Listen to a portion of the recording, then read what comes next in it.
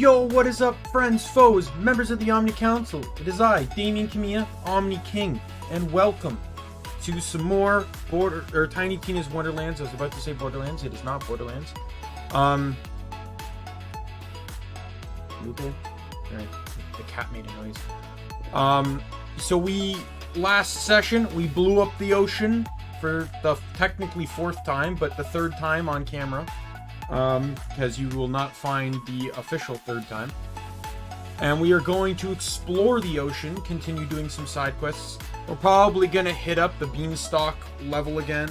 I am doing another closing shift tomorrow with my job, so I can stream a bit longer today. Hopefully I actually do, because I would like to make some actually fairly decent progress with this game.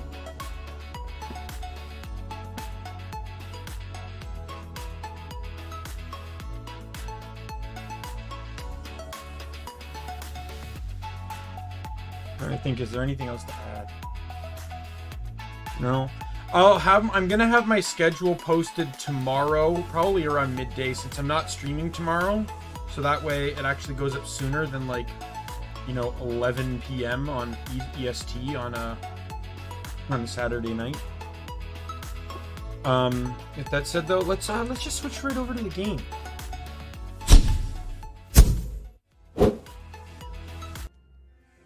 Got the game all up and ready here. Let's get in here.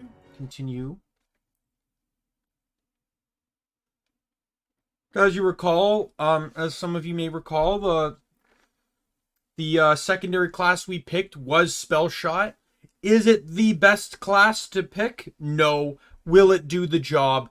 Absolutely it should. I'm only planning to go into 3 skills within Spell Shot, so to reiterate what I'm doing, in Spell Shot, I plan to max Magic Bullets, which will enhance gun damage based off of spell damage, so Spell Weaving actually has some general point. Then I will be running Prestidigitation, which will massively enhance reload speed. As a class, it's playing ability damage and gun damage, ability usage and gun usage. That's a very useful thing. Then I'm running Font of Mana to just give myself some flat action skill cooldown rate, but the spell cooldown rate does not hurt either. Beyond that, I do not plan to run anything else. Like, the only other thing I'd consider within reason is just warming up. Mage Armor wouldn't hurt either. Every time I gain spell weaving, I restore 10% of my shield. But either way, or it would be 30%, wouldn't it, at max? Or no, never mind. Sorry, I'm looking at the wrong thing up. You know what? I just realized.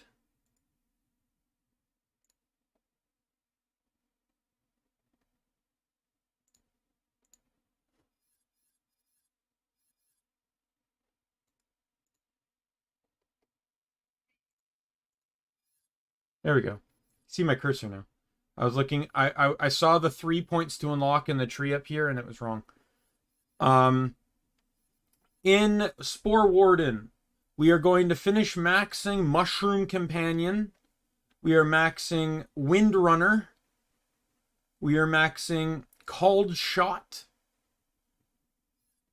Headhunter, Wrath of Nature, and the capstone Spell Weaving.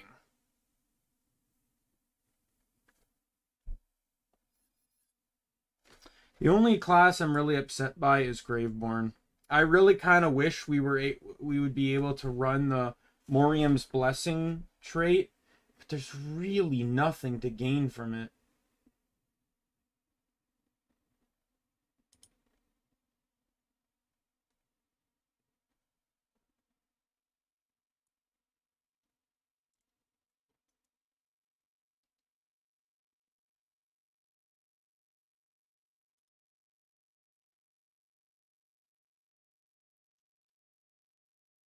I'm almost thinking in hindsight, I really could have run like Berserker Graveborn, but that wouldn't have really been a melee playthrough.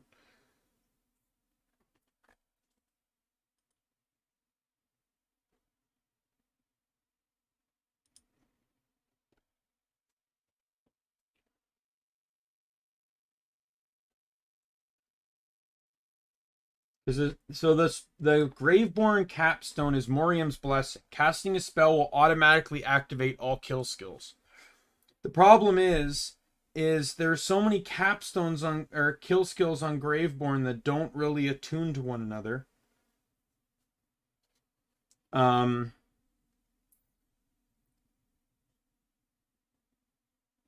Like they semi-attune. And it's the other classes that also have issues. So Spellweaving has one kill skill, and it'd be very hard to access while getting Moriam's Blessing. Stablemancer has one kill skill, and it makes your next melee attack a guaranteed crit, which really isn't that helpful. Clawbringer has one kill skill. Blastumut's Favor, which I've heard is very sketchy with that trait. Spore Warden has Bounty of the Hunt right here, and Windrunner, which is the most practical class to run in the game with Graveborn. And then you have Berserker, which has just two, but one is its capstone, which is unfeasible to run. But the other one is killing an enemy restores a portion of your enraged duration and a percentage of your maximum health. So you get +3 enrage upon killing an enemy, and 9% of your health restored upon killing an enemy. And, you know, that would be on spellcast, right? So, you know, like the two class mod, the two skills are Reaper of Bones, which fully heals me, gives me bonus dark magic and drains my health by an increasing amount per second. When the Fate Maker would die, they become invulnerable for a duration and restore some health, and Reaper of Bones ends.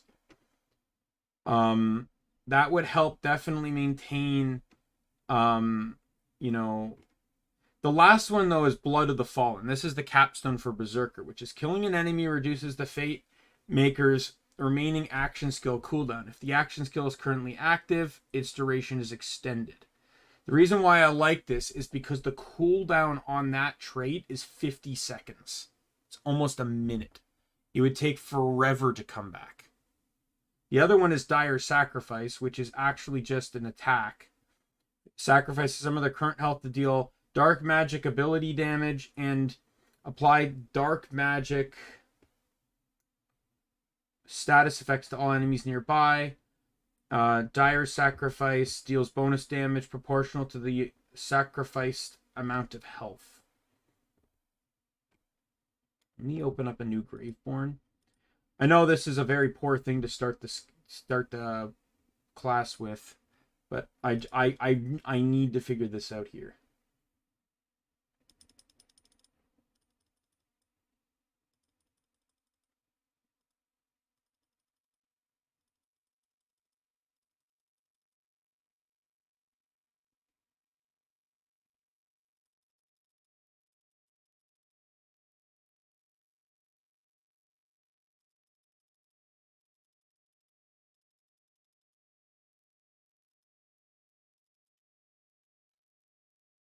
All right.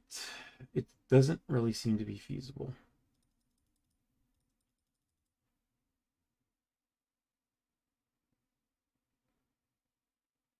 Not if I want to run all the perks that I want to run anyway.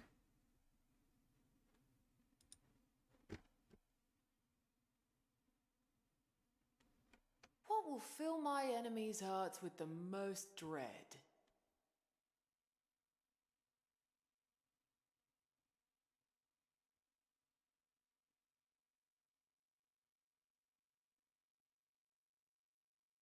I probably don't need the final kill skill. I feel like it's kind of an affront to at the very least run that.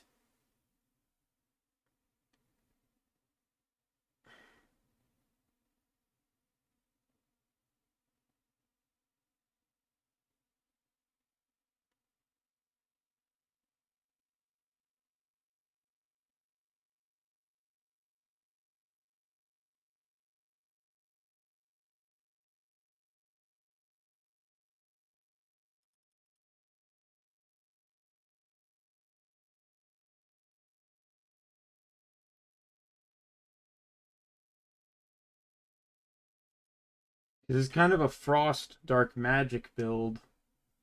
But what if I dropped Frost entirely?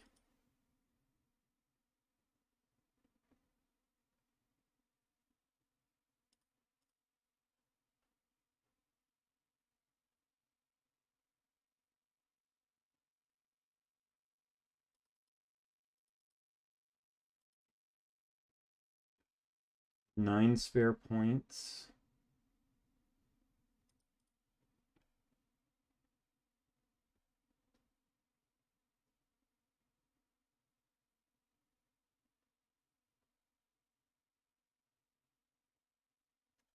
What does Ancient Fury do?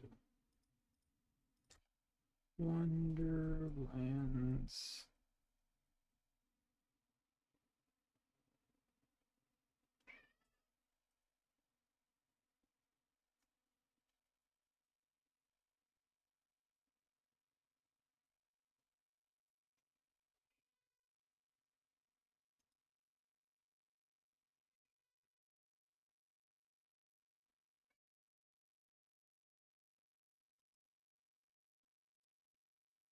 Apparently that works with Dire Sacrifice.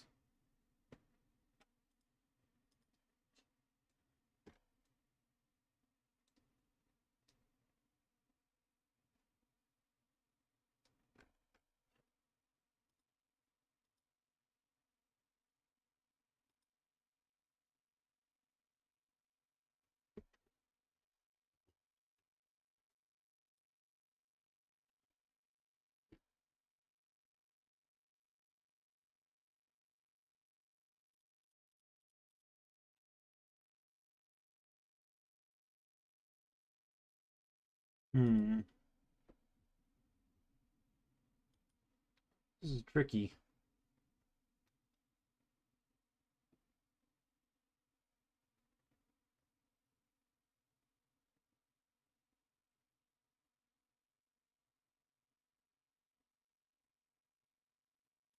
Can't get the capstone, but I can get some specific traits.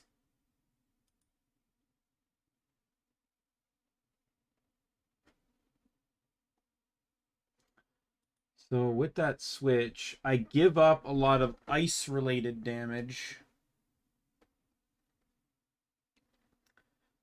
But in return, I gain a bit more spell use ability. I don't really know if that's worth it. I'm probably just going to run my original idea here. Run Graveborn, but use Berserker's Tree as the backup. Really wish I could use the Graveborn capstone.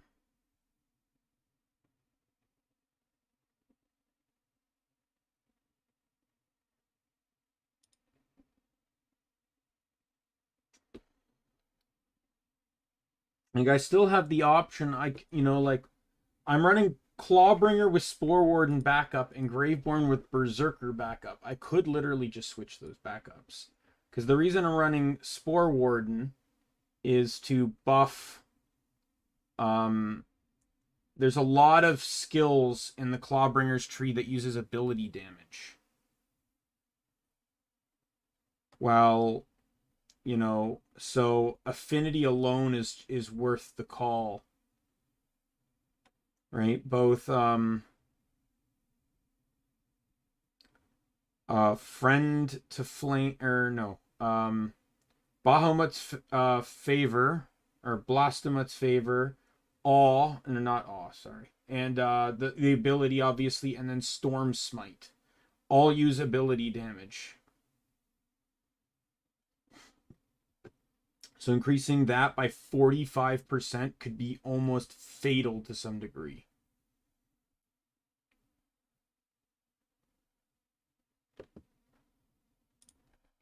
However, if I run...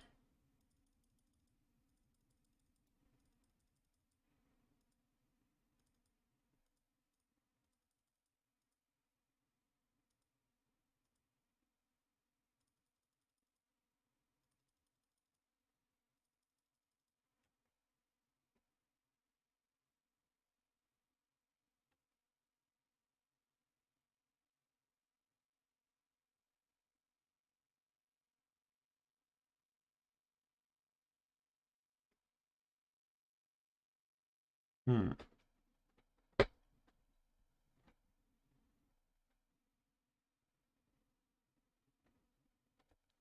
Maker enters save your soul. Instead, they refill their world and deal bonus lightning damage for short.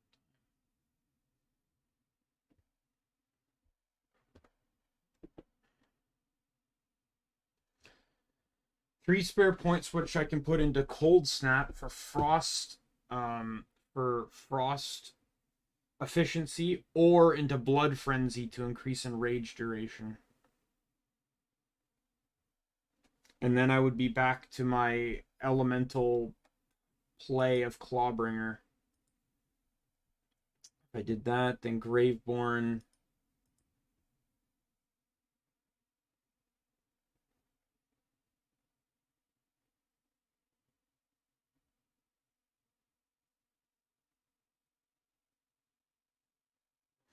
If I can't pull 3 points out of Clawbringer. I can pull out 2, but I can't pull out 3. So one skill could end up with 2 points if I find what I want to pull.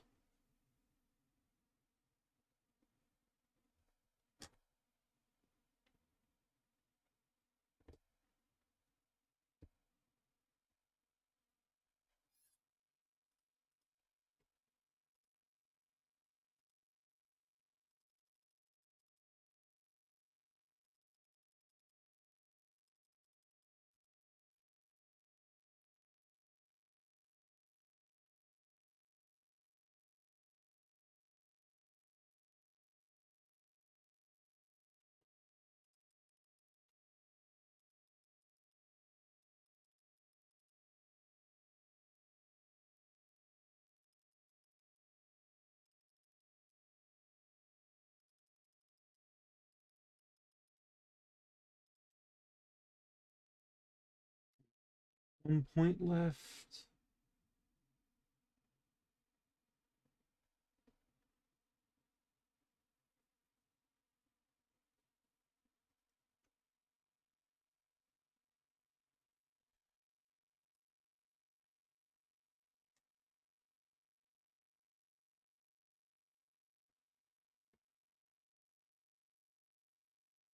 If I run that, it's all based off of using Dire Sacrifice.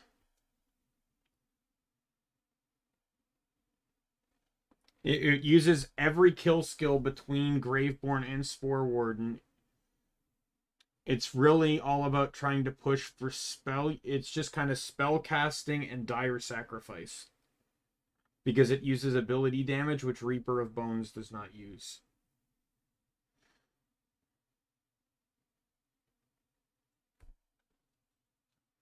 Reaper of Bones is almost passive damage.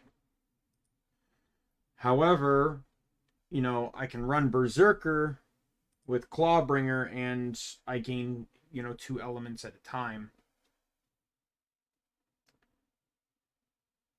Which can be huge, especially with Dragon Aura, which buffs elemental damage. And this involves me utilizing every capstone. Every capstone of my main class. Which to me is very important.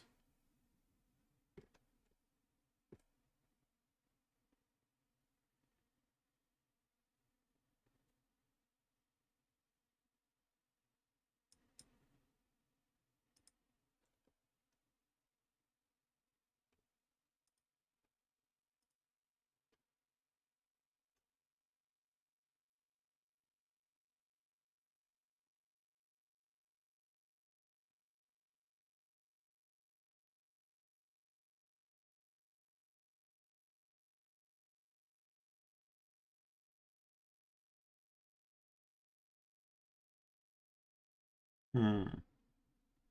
It is really a confusing concept to. Decisions. Yeah. I hear you.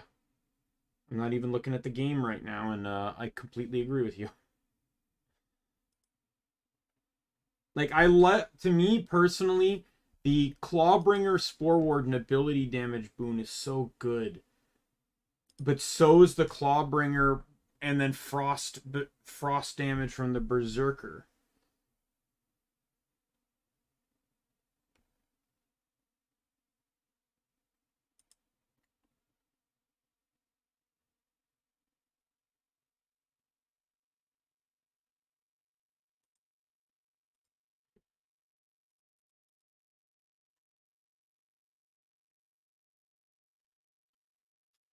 And if I could just pull out 1 point from something. Like, I got Indomitable. If the Fate Maker would ever enter Save Your Soul, instead they refill their ward and deal bonus lightning damage for a short time. The skill has a long cooldown. Cooldown's 100 seconds. It's basically a free revival.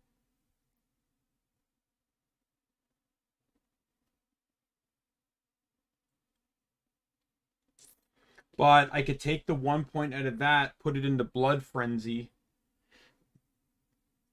And that just means, so Storm Dragon's Judgment has a 21-second cooldown. And just with a maxed Savagery and the base of Rage of the Ancients in itself is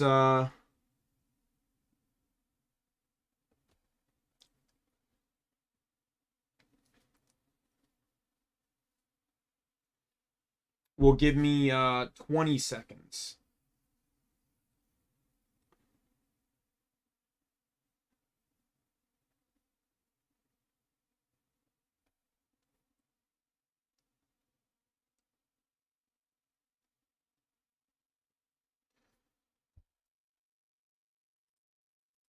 Right? Cleansing Flames, the fire ability, that has a 25-second cooldown. But if I run 1 point into Blood Frenzy, that means every kill I get 1 second duration to enrage, and I'm banking off a lot of that. However, if I can get that to 3, 1 kill is 3 seconds, which guarantees me past Storm Dragon's Judgment, and 2 kills would guarantee me past Cleansing Flame. And then I can just activate the action skill again and extend Enrage even longer. But I can't possibly get +2 without taking out from somewhere else. Because Cold Snap, which is movement speed and frost efficiency, doubles when enraged. And that alone is a very, very powerful tool. Icebreaker increases damage dealt to enemies that are slowed. Ancient Frost, Ancestral Frost increases just frost damage. Savagery increases enrage duration and melee damage. That's really important because melee is not enhanced in Clawbringer at all. You mostly get damage resistance. And obviously enrage is enrage. I'm tempted to take the 1 point out of Ancestral Frost and then take 2 points out of Clawbringer, and I'll have enough points. I just need to figure out what to take.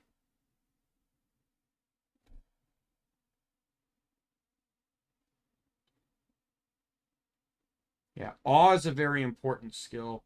After dealing fire damage, the Fate Maker gains increased crit damage. After dealing lightning damage, the Fate Maker gains increased crit chance. If you run a fire melee or a shock gun, you effectively trigger both at the same time.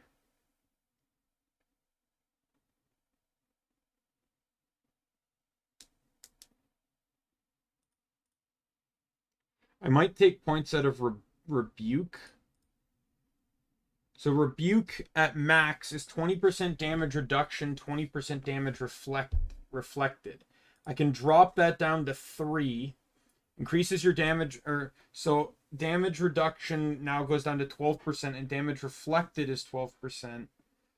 I think that is probably the best case scenario, and then I can max Blood Frenzy, and then I get everything that I want. Ancestral Frost is now a 16% bonus to frost damage, which is really only outside of potential like spells and stuff, or maybe just weapons in general. Is really only going to be coming off of Rage of the Ancients, which is 10% bonus frost damage anyway. I don't know how that calculates. But I'm kind of liking that build a bit better. And the Graveborn one fits into the requirement I wanted as a main class, which is to run the capstone of the class I'm playing. It's going to be kind of a hodgepodge build, and Spore Warden literally only exists because it activates kill skills. Like, I don't technically, I guess, have to run Windrunner. I can take the points out of that. Because I really only need Affinity and Bounty of the Hunt, because they're both action skill oriented.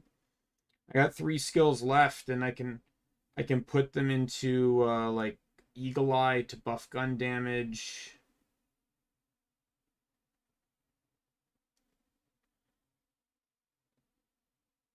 You know what? I'll put them all into Blast Gasp. I'll take 1 point out of Lord of Edges and put that in there too. When the Fate Maker deals spell damage, they have a chance to create an explosion that deals ability damage of the spell's element to nearby enemies. The elemental explosion cannot critically hit. Since it's ability damage, it will be buffed.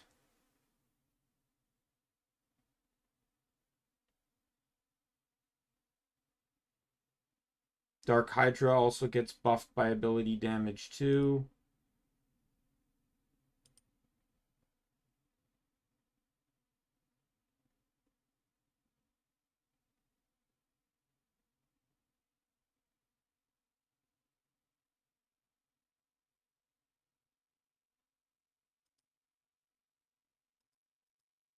Yeah, so that's one last change. Hey, Nick!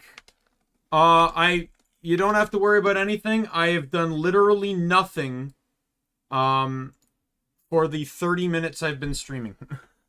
I literally turned over and was just referring over my builds for future playthroughs. Not even this playthrough, future playthroughs. But I think I'm a bit happier with my end result now.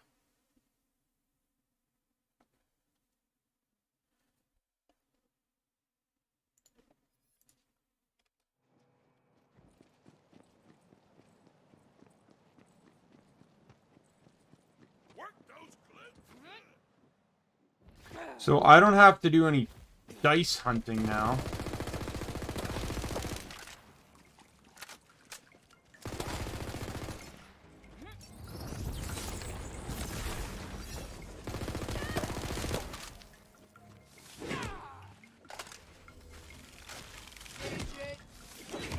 Yeah, I did buy Digimon Survive. I'm gonna install it and load it up later because apparently there's a 1 month plan that if you get like on Steam as well, if you get it within a month, you get Guilmon, as well as like a held item that can be really good for like health and stuff. So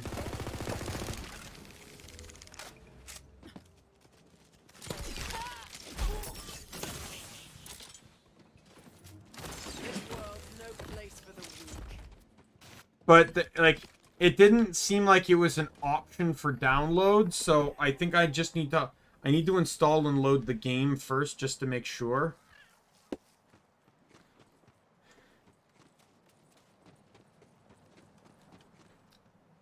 I'm gonna double check though.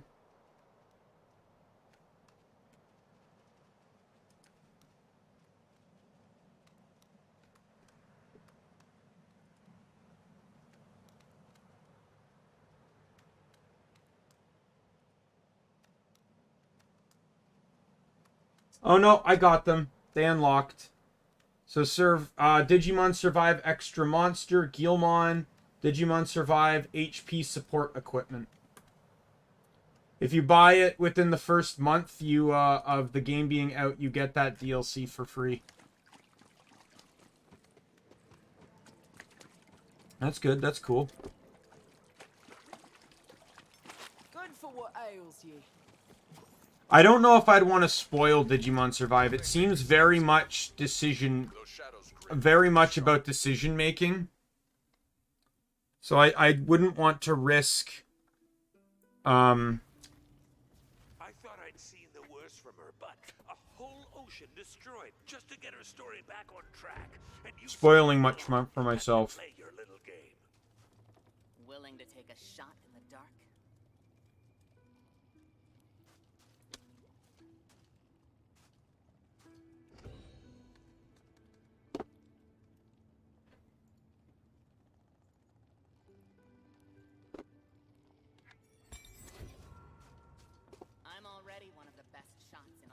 Heath, I'm not dealing with you. So there I was, floating around in the ocean, enjoying the breeze and whatnot. When what goes and happens, the ocean blows up underneath me. So now I'm out here baking in the sun like a... Yeah, I heard someone say it's basically Digimon plus visual novel plus Final Fantasy Tactics. My cousin asked me if I was getting it or gonna stream it. Mushroom?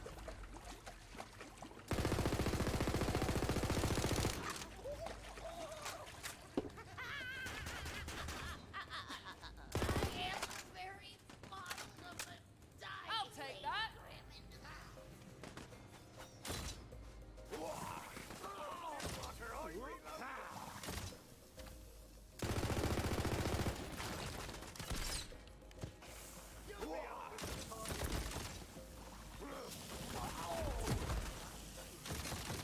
Might have lived if you'd run.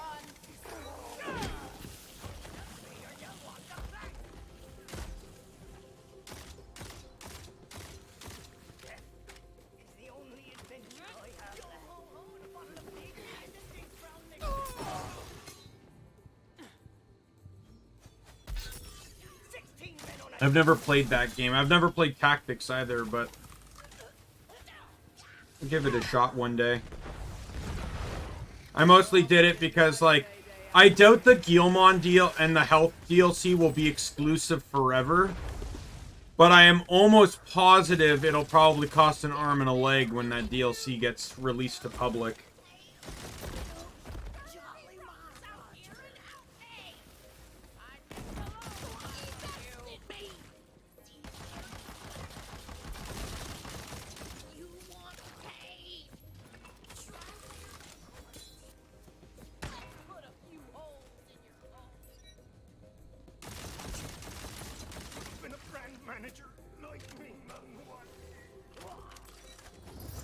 Yo, incoming.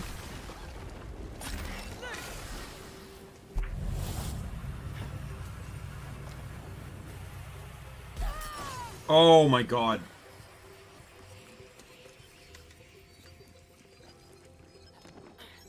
Ready to bring the arcane pain? A shrine piece catch. We're leveled up. 1 point there. Another point there. That is I can't fix that now. That's officially maxed. I'm going to pause on this skill tree to finish this one. Get this one all wrapped up with Magic Bullet, Prestidigitation, and Font of Mana, and then I'll head back into this one to finish up for the rest of the game. Sweet little eye. Shrine piece for you. An upturned bridge stands before you, awaiting your mighty thwack.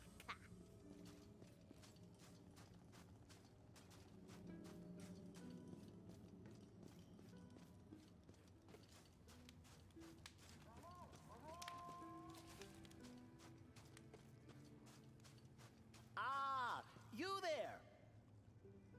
Help me advance science. I see your path is blocked by poisonous seaweed.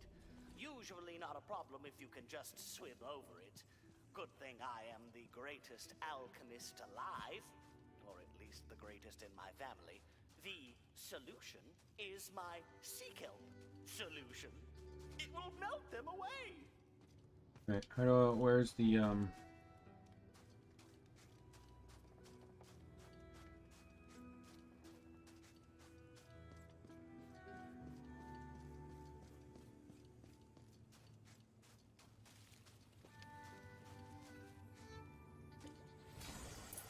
Give me very little money. Thank you. The scroll is full of salacious tidbits and within the undead celebrity world, but what? It says the legendary bow has been found in the Dapper Grotto. Oh, okay. I've heard of it. I've just never seen anything about it.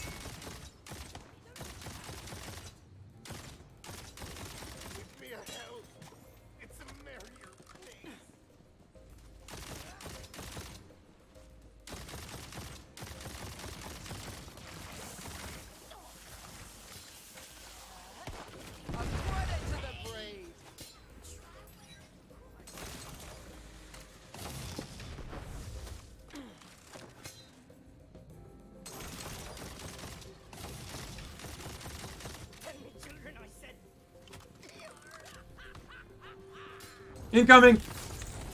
More meat for the grinder. I'm getting the hang of this killing business.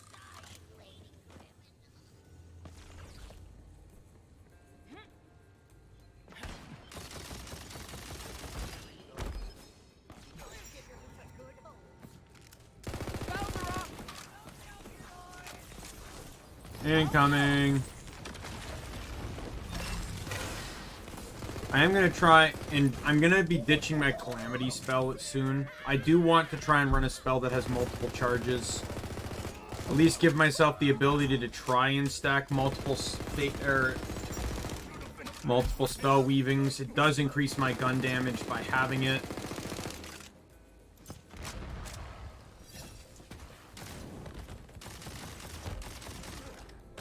Persona, again, I've heard of Persona. I've actually at least seen a bit of Persona, but I've never played it.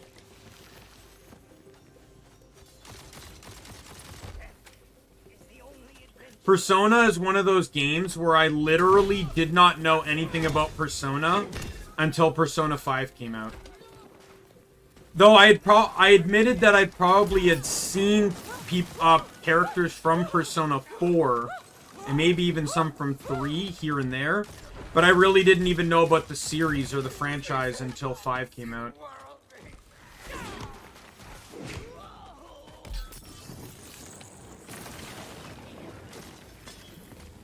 Never send a corpse to do a killer's job. Oi! Thanks for that!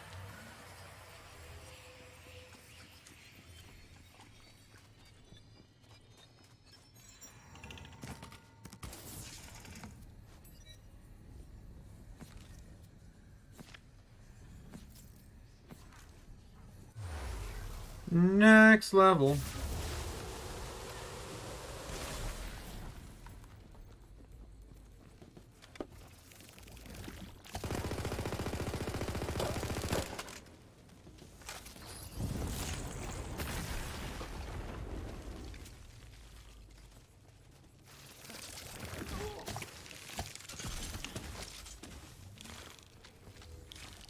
Magic destroy!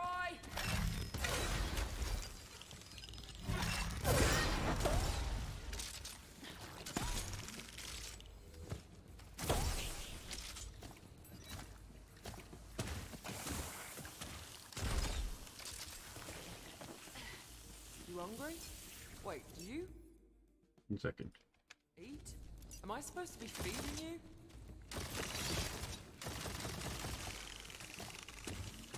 Yeah, it's never a bad decision. I've only played a few Zelda games, in all honesty. Love to play more. Yeah, why not? Go for it. It's not like any of them are bad games.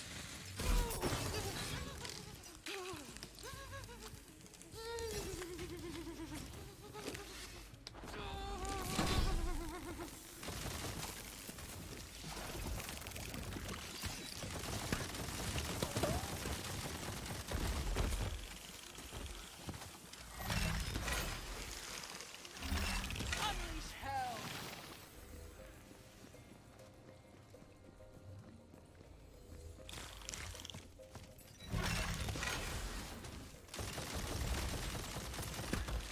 I don't know. If I threw my hat into the ring, it would be Wind Waker or Twilight Princess, because those are the only ones I've played.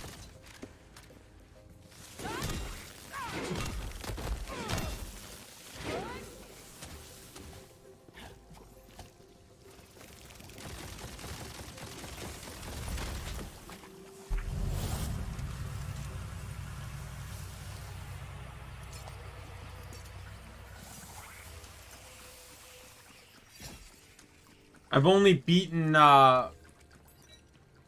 Wind Waker, though. I beat Wind Waker on both GameCube and Wii U. I've played Twilight Princess. I played the GameCube version on emulator. I played the Wii U version.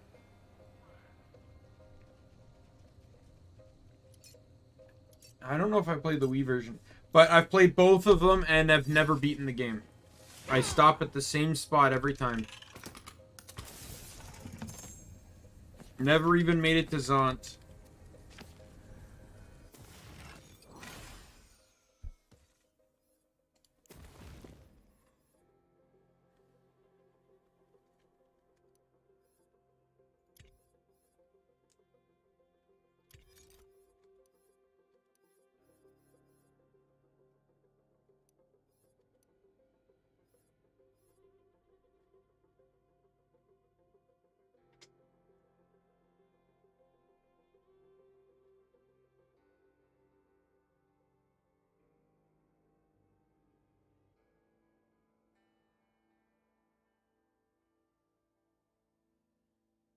Oh, yeah.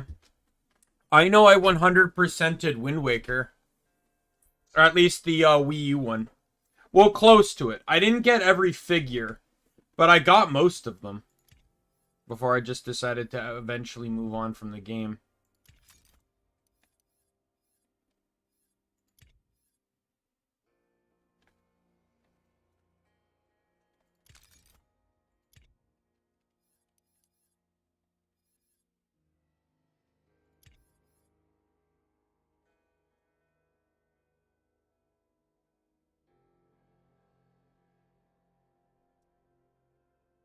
Hey, Carlos! Welcome! Glad you can make it. I'm good. I'm good. How are you?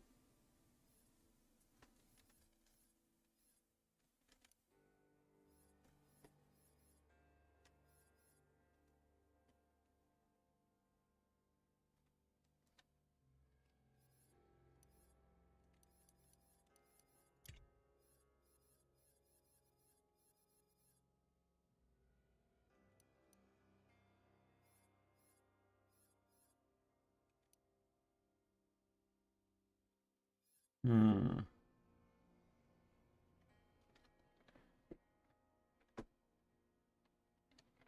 Yeah, it can be.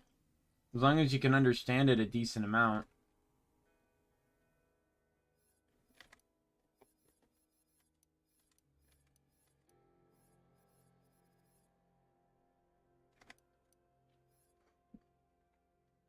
I'm a dumb idiot, so I need people to explain things to me.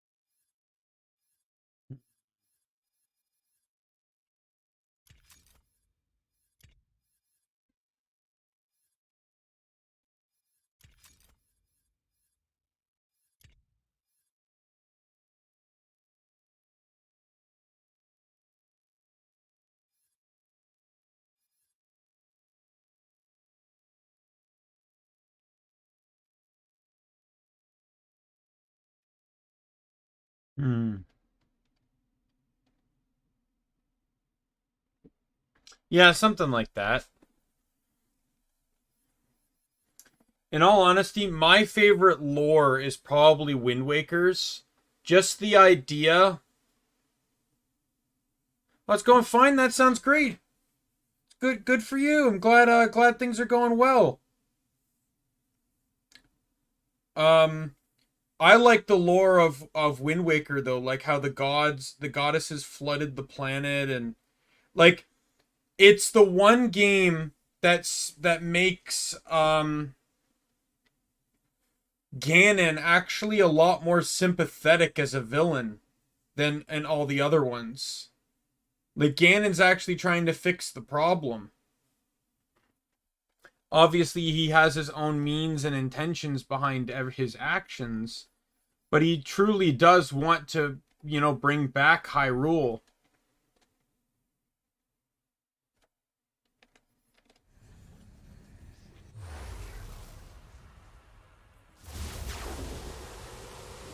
I don't know.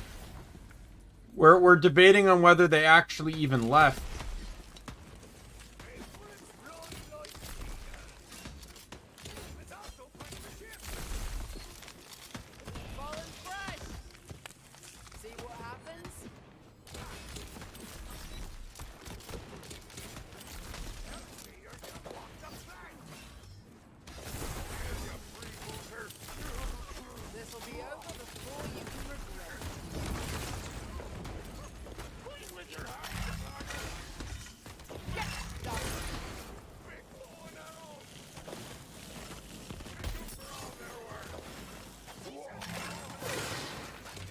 Yeah, but they're still constantly interfering with Link, Zelda, and Ganon's life. So part of me always wants to call bullshit.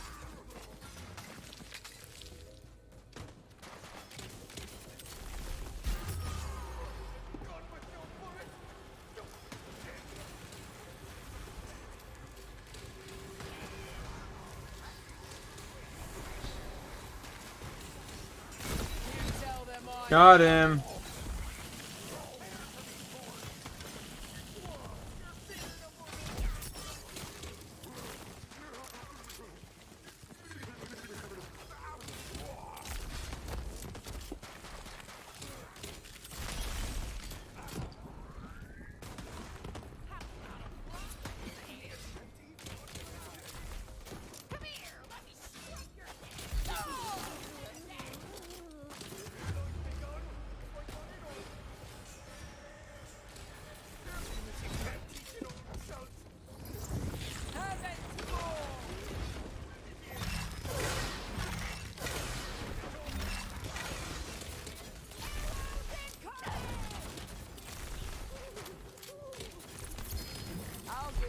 Yay, a legendary too. How's that for an active reload? We got like Din's Pearl and stuff like that. Din's Fire, etc.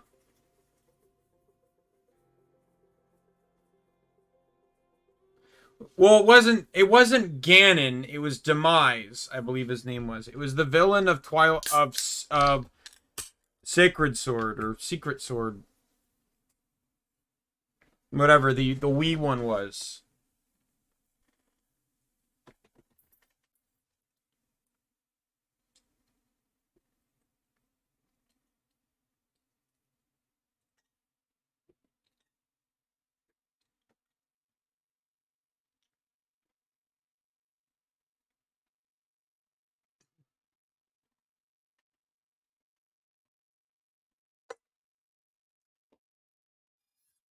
I also like the idea that in several games it's the same Ganon. Why, 'tis a shrine beast. I know, I'm pretty sure that's canonically accurate depending on the game as well.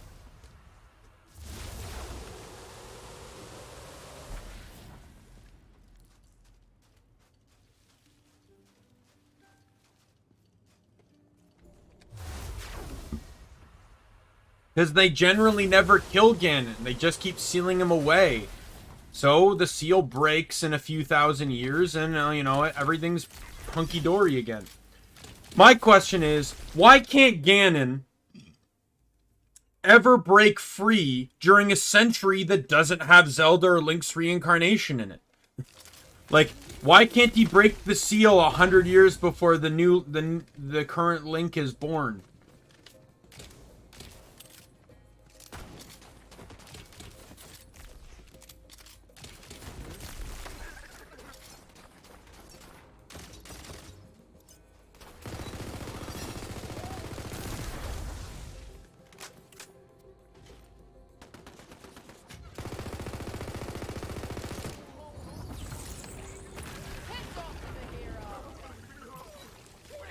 But Wind Waker and Twilight Prince, yeah, I guess they're all the same. But like Ocarina of Time Ganon led to those two Ganons, yes. But Wind Waker Ganon and Twilight Princess Ganon are not the same Ganon because they're in different timelines. So, that's the way it's gonna be, eh?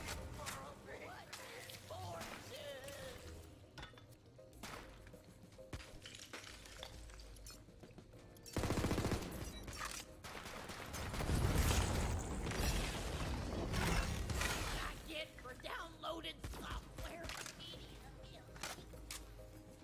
Here be monsters, finally. Fully stocked. Cleave them to the brisket. Ready to Yeah. go.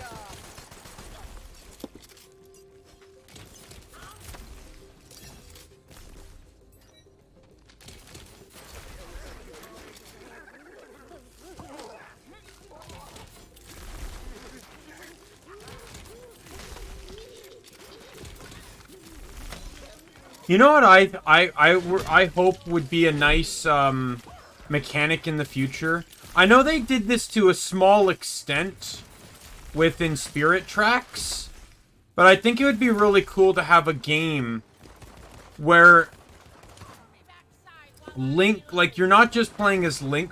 Like, I don't know if this will make sense. Did you ever play the old Spyro games? And I think it's Spyro 2 or 3, where Spyro gets allies, and you have to do missions as those allies. It'd be kind of cool to have a Zelda game where you're playing as Link, but occasionally there's jobs to do that require you to play as a different character. It'd be kind of cool to have, like, other heroes, other villains. Like, sort of, I guess Wind Waker kind of had that a little bit, but I'd like to see, like, villain enemy types, too.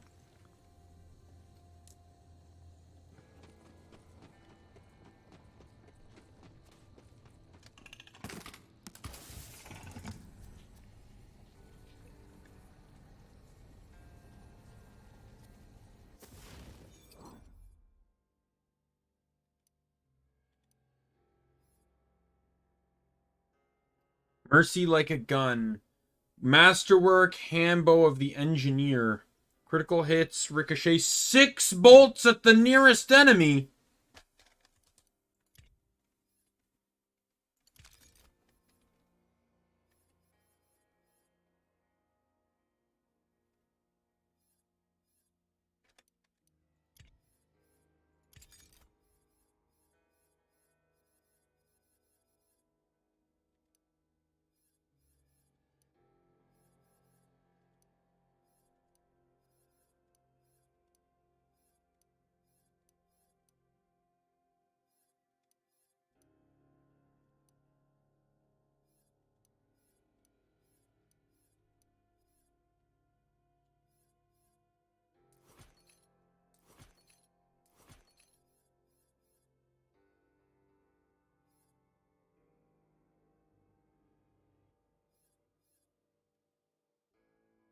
Oh, did Breath of the Wild really reunite the timelines? I've not played Breath of the Wild yet.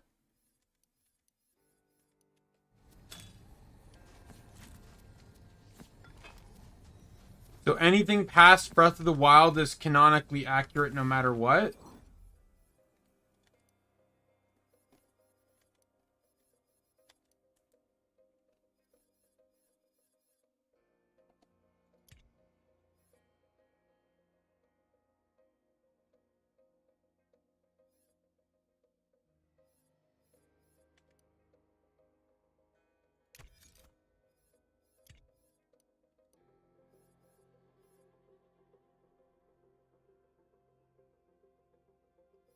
I don't care.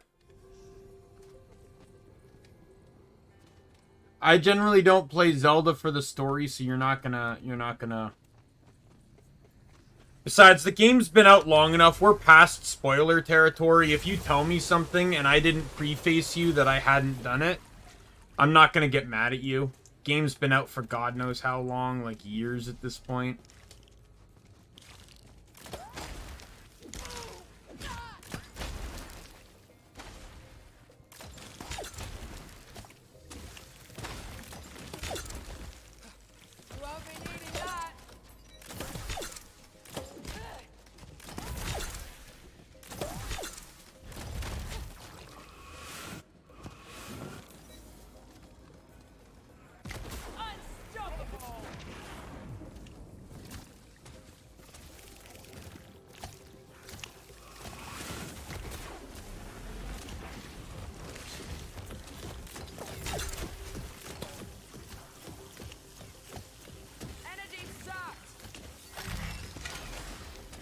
It's kind of cool.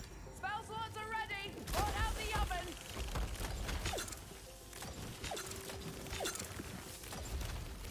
I wouldn't be surprised if Breath of the Wild 2 splits it all back up again, though.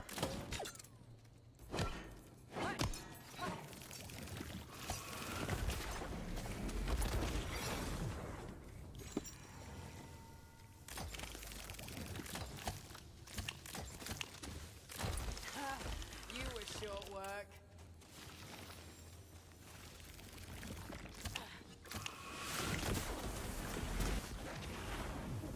I really love this spell. Not gonna lie. A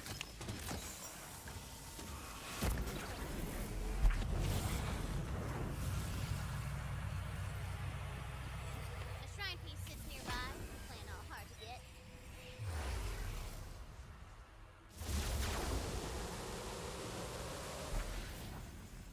You know, actually, you know what would be a really, really fun game? So two variations of the game. Hear me out.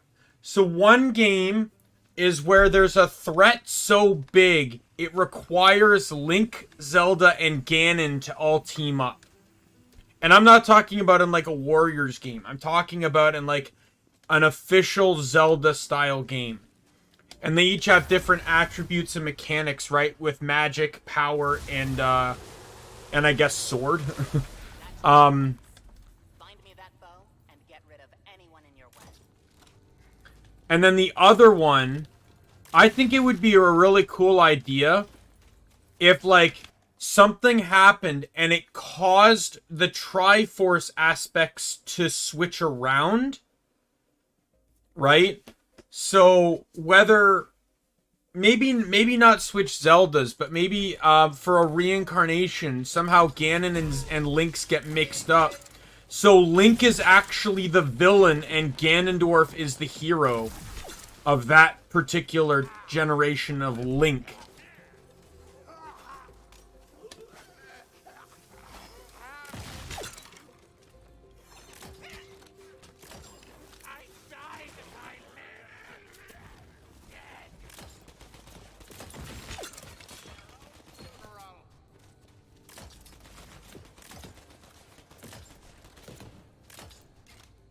That would be actually kind of cool too, yeah.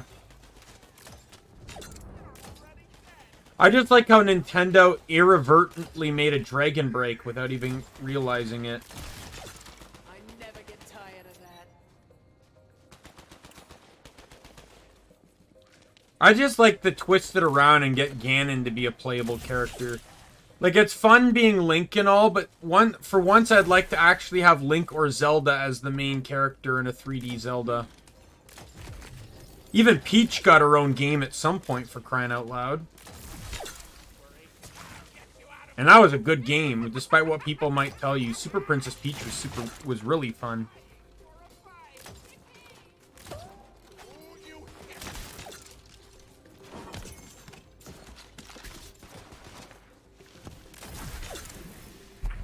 I can't wait to get my hands on that bow. Keep searching.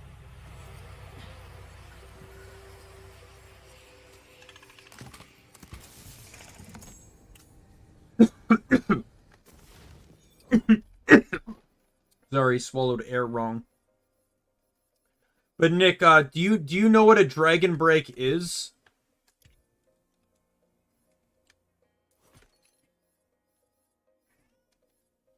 What the terminology means?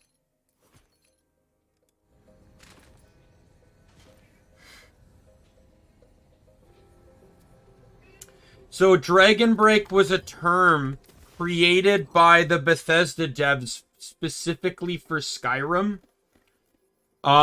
It has to do with the whole plot of Skyrim and how Alduin influences time within the game. So basically, at a base level, if I'm understanding it correctly, what a Dragon Break is means that, so let me illustrate it with Wonderful Guild Wars 2 bullet style drawing. So that bolt is your start point. So that's okay. Well, the bullet disappeared.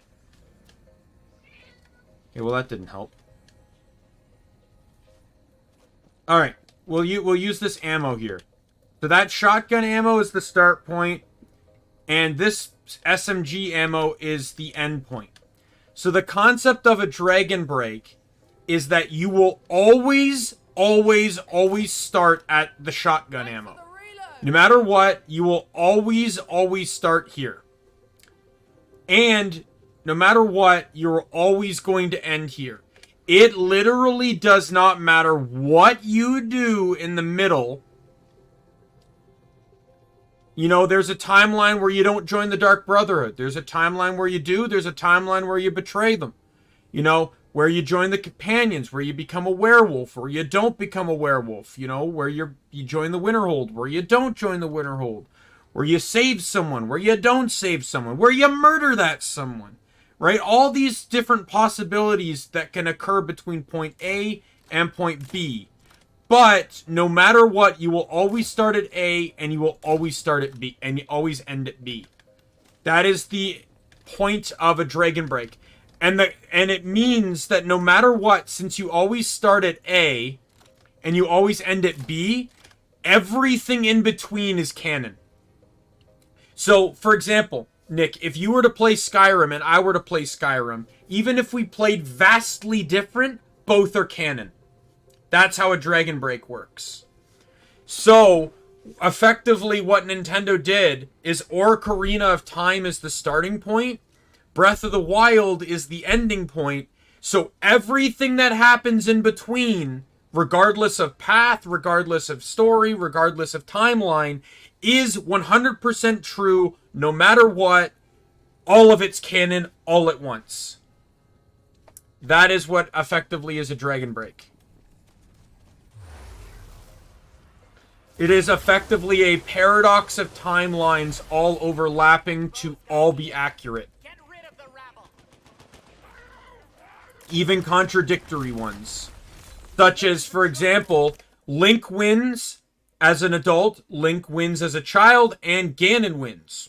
Those three possibilities cannot overlap, right? Link either wins as Link wins and chooses to stay as an adult, Link wins and chooses to stay as a kid, or Link loses and Ganon wins. You cannot have two of those, but they're all canonically accurate. That's the nature of a Dragon Break. Found it. Worms won't go hungry. Like, let me pull it up on the Skyrim wiki, just to confirm this. So yeah, a Dragon Break, sometimes referred to as an untime, is a temporal phenomenon that involves a splitting of the natural timeline, which results in branching parallel realities where the same events occur differently or not at all. This results in a return to the non-linear timeline of the Dawn Era. At the end of the Dragon Break, the timeline reconnects, making all possibilities and outcomes truth, though contradictory to each other.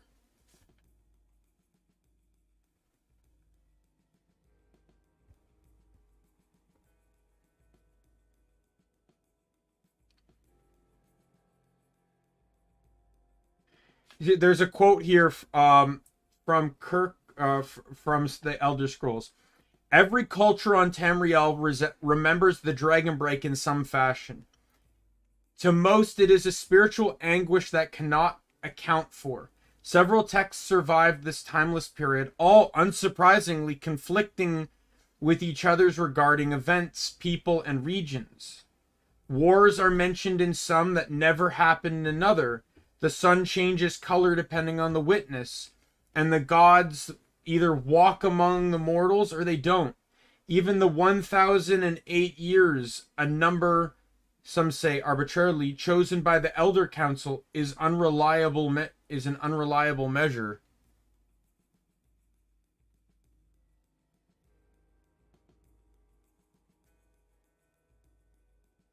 Yeah, well, there's a lot of things, like, I feel like, you know, like the Zora, in an ocean, in a world that has been flooded by water, the Zora are gone. Where the hell are the Zora? Wind Waker literally floods the world. Where are the Zora? They are the aquatic race. They are gone in a world of water.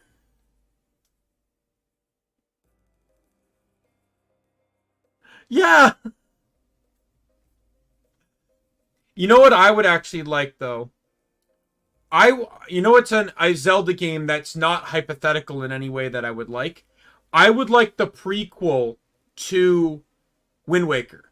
I actually want to see the canonical game plot that leads to the goddesses choosing to flood the world. Because all we learn about is Wind Waker is that they chose to flood the world for protection or for some reason. I forgot what it was. But it's explained in that game. But I would actually like to play out the events of that game. I want to learn why the goddesses flooded the world.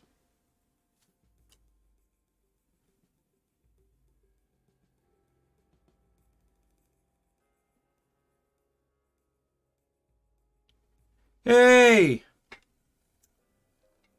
Welcome, Range, to the stream. I'm pretty good. How are you, man? Yeah, it could very well, but I would like to see the events play out. But it's actually kind of crazy that, you know, basically Nintendo irreverently made a dragon break by doing that. Even though Legend of Zelda doesn't really even... Like, it does have dragons, technically speaking, in some of the games anyways, but... But, like, they literally... Like, it's kind of surprising that it took Skyrim to create that concept.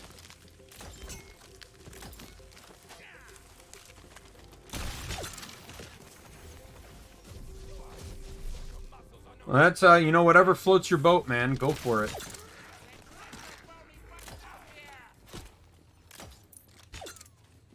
There's some trajectory on this. Like, I can, yeah, like, in all honesty, like, I could understand why the, like, what is it, Goron? Is that what they're called? The mountain people? Again, I've so long since I played a Zelda game. I can understand why they're gone. Like, the whole place just got flooded. Like, they're mountain people. They're basically almost like they're basically like organic rock, you could say. Of course they're not going to survive in a world of water.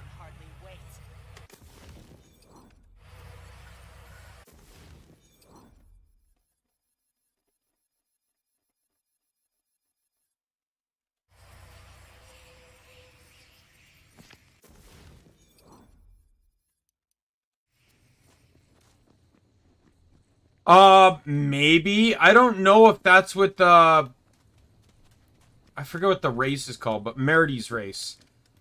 Or, Melody's... Oh, God. I'm so bad with the names here. But her race.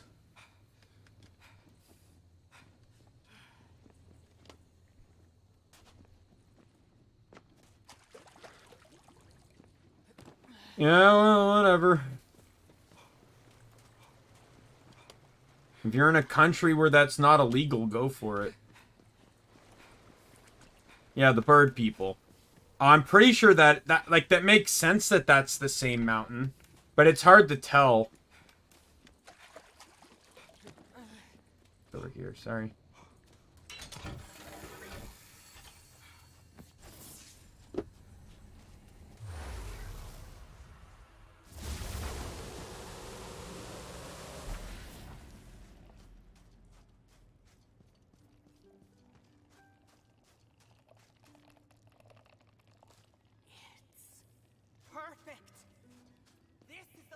I know there's some countries where it's illegal to, like, hurt certain animals, like dogs and cats.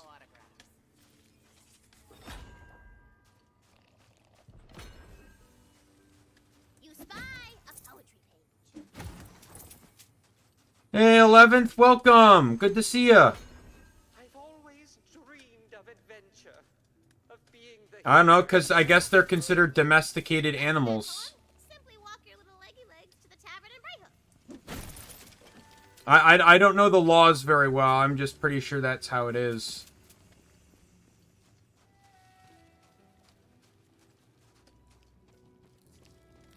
True, Death Mountain did have a dragon.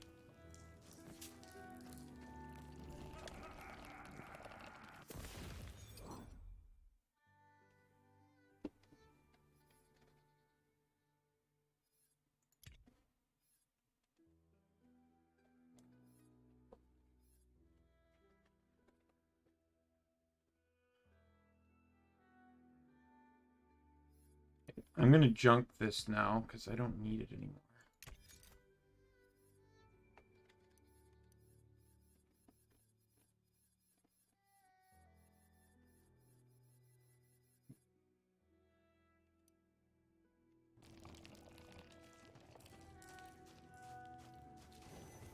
Again, I don't know why. I'm just saying I know in some places it's illegal to like eat cats and dogs and stuff.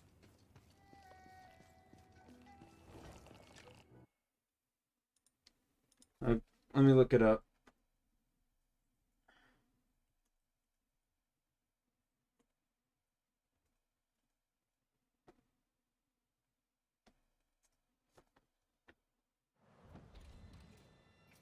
Yeah, in the United States, it became illegal to eat cats and dogs in 2018. It's illegal, but apparently it's legal in Canada.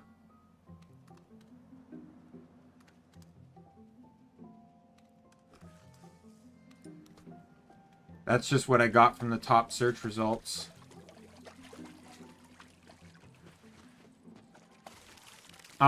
Skyward Sword's the game I was thinking of, not like Secret Sword or whatever. I do not know. Skyward Sword was the is the beginning of the entire Zelda series timeline, so I do not, it's the prequel, so I don't actually know, like, I've also not played it, so I don't know everything about it.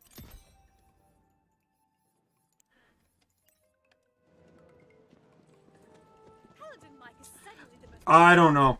Don't ask me. I'm not an expert on that kind of stuff, but can we move on from that topic? It's not a topic I want to continue discussing on this stream.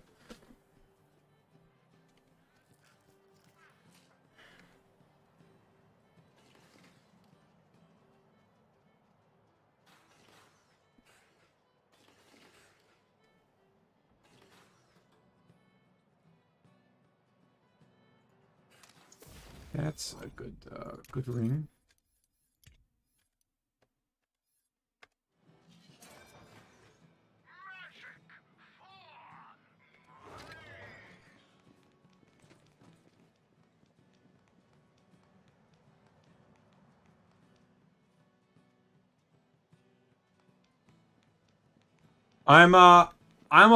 If I had that, like, are we counting boxer briefs 11th? Because I would say I'm a briefs guy, but I've evolved more into a boxer's brief guy. But I cannot do boxers. I'm telling you. I cannot. Like, it feels like I'm wearing shorts without underwear, and it's just massively uncomfortable.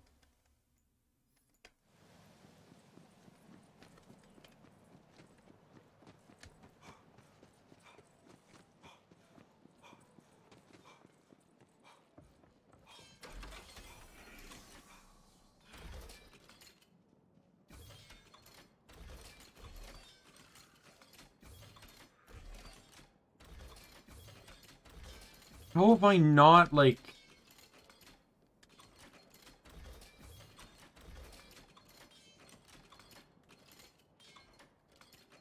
I'm actually, like, kind of upset here.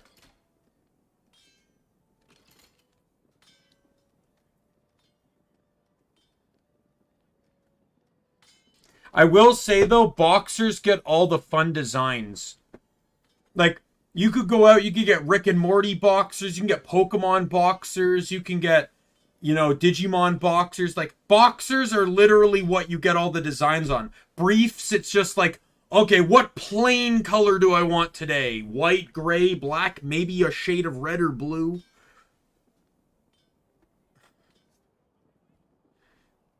Yeah, and, you know, all power to you. It's just, I can't, I tried them once. That would be fun, yeah, to like, an uncharted territory. I think the closest we got to outside of Hyrule was probably, Twilight Princess. Because you could argue the Twilight Zone you go to later is outside of Hyrule.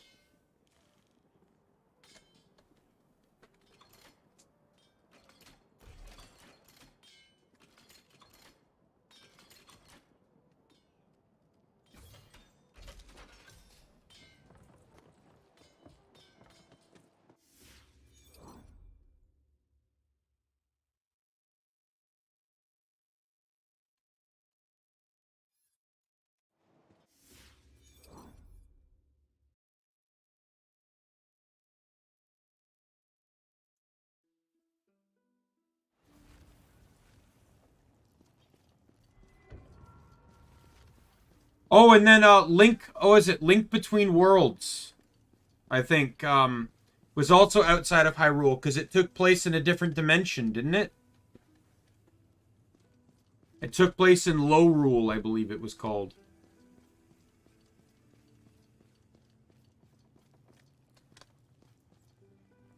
If you see any of my brothers, give them a helping hand, will you? They need it.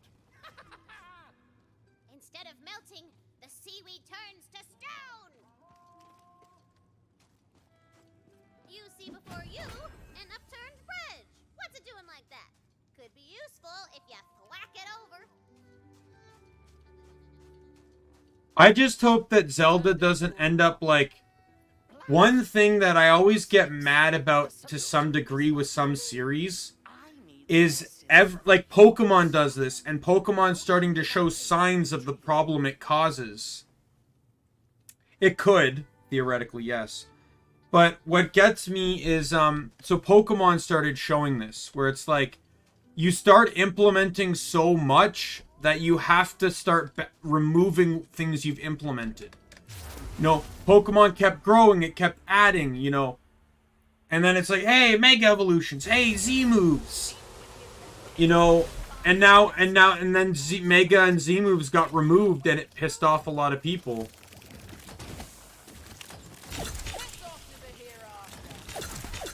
You know, it's like I hate things that it's just like, hey, here's a brand new race for us to like meet and interact with. And then you'll never see them again in the next 5 games.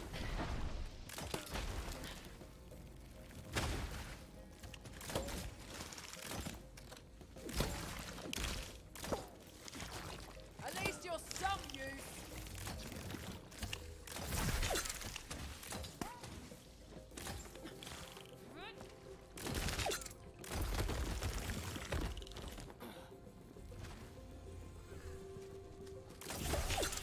You know what would be an interesting thing to do, though? To, turn around... Or, like, what if Nintendo just came out of the blue and said, you know Ocarina had 3 split timelines? Psych! It had 4! And the last timeline is that both Link and Ganon die. Right? And then there's this entirely new branch of events that take place because both Link and Ganon were not around for them. That would be a pretty cool thing for Nintendo to drop. Boosh!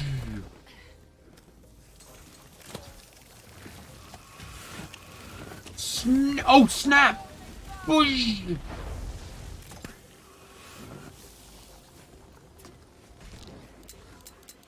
I must reload.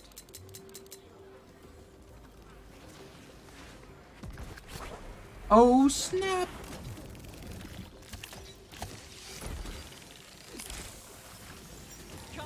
It could. There's still a lot of possibility with Zelda, so they're not going to give up on it anytime soon. Yo, encounter done.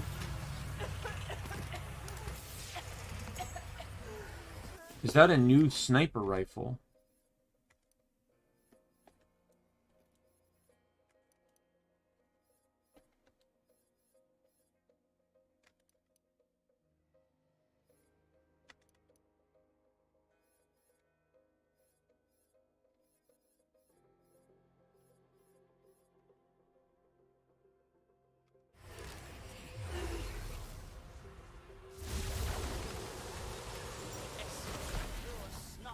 Close enough to smell. It will be heavily guarded. How's that for an active return? I don't know. I'd like a game where, like where they cross over stuff.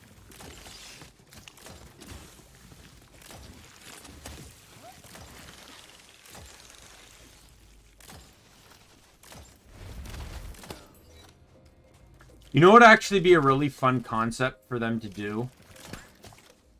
So to speak. So, I don't know if anyone will remember this, but so you always had Spyro and you had Crash.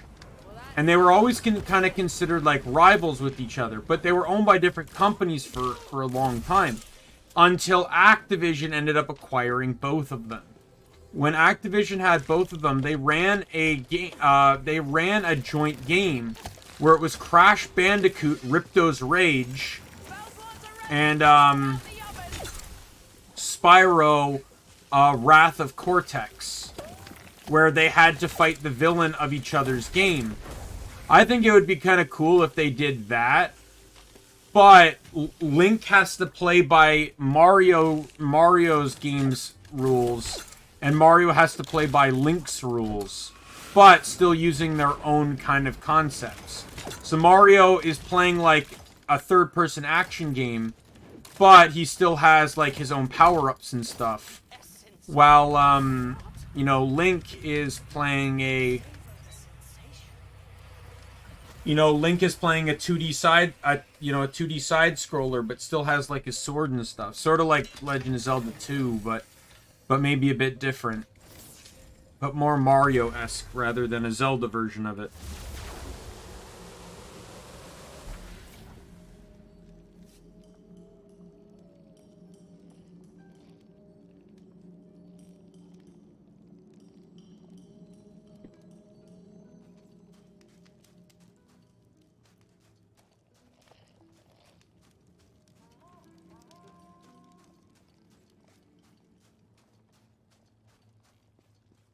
Got your snot.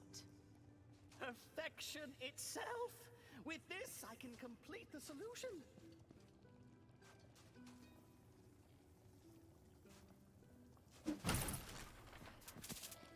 Now, use this improved sea kelp solution Meow. on the seaweed blocking your way. I am the greatest alchemist alive.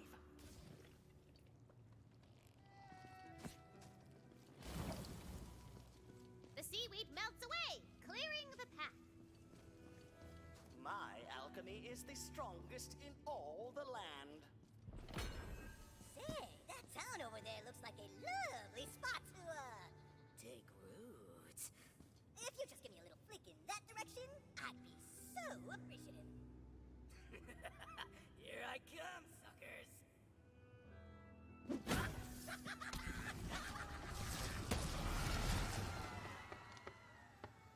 This whole damn town's been lifted into the sky by a giant beanstalk. Now, normally, I'd say hell yeah. But I came to check out the new foliage. Because I love that stuff. But there's some real bad plants up here, man. Real bad. They're attacking the town folks. So come help me out.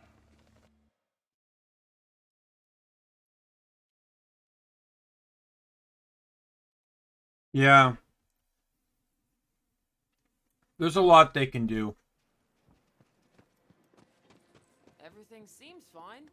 Well, except for the, giant beanstalk. Guess I'd better make sure. Indeed, fair hero, everything was not fine up atop the beanstalk. The magic bean was evil! Oh no! But it's okay. New adventures await in the newly, renovated town of Driftwood.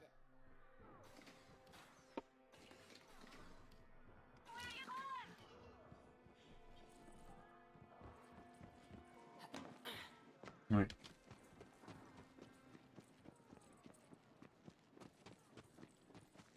No! Bad plans! Don't make me get more head! Now those are some seriously bad plans. Ooh yeah, Diggy Dog, we got evil plans up in here. Just a little something Tina's been cooking. Quite a ruckus in there. Sounds fun. Who's there? You better be here to help, whoever you are. Hero, damn am I glad to see you. You got my message, right? So you know about as much as I do. You know what'd also be really cool? Up here. Is if Nintendo took the crappy CDI games and actually turned them into good games. That's right. With Nintendo's actual spin on them. Punch Father. And together, you shall punch evil right in its evil butt. Press on. So you have like Zelda's Wand of Gamelon or whatever. But it's actually made into like a good Zelda game now.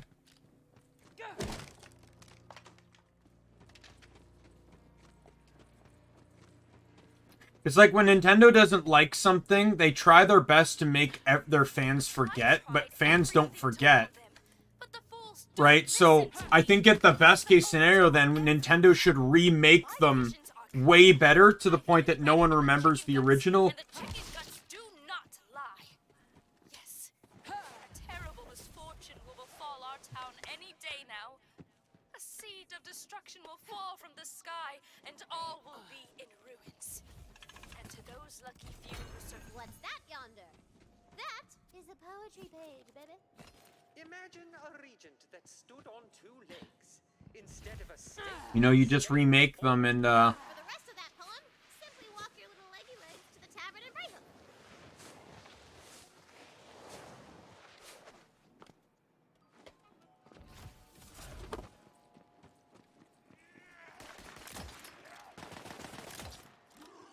Welcome up. I would run if I were you. oh, you got domed. And my gun bullets are gonna connect with every single hole in your body. Oh, what? You don't have holes in your body? I know you're a skeleton, you technically do. But you're gonna have them after I shoot you. Idiot. You won't be needing that. I'm gonna take cover!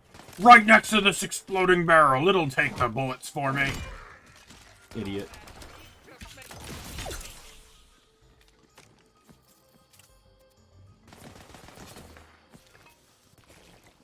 Hi. I'd have lived if you'd run.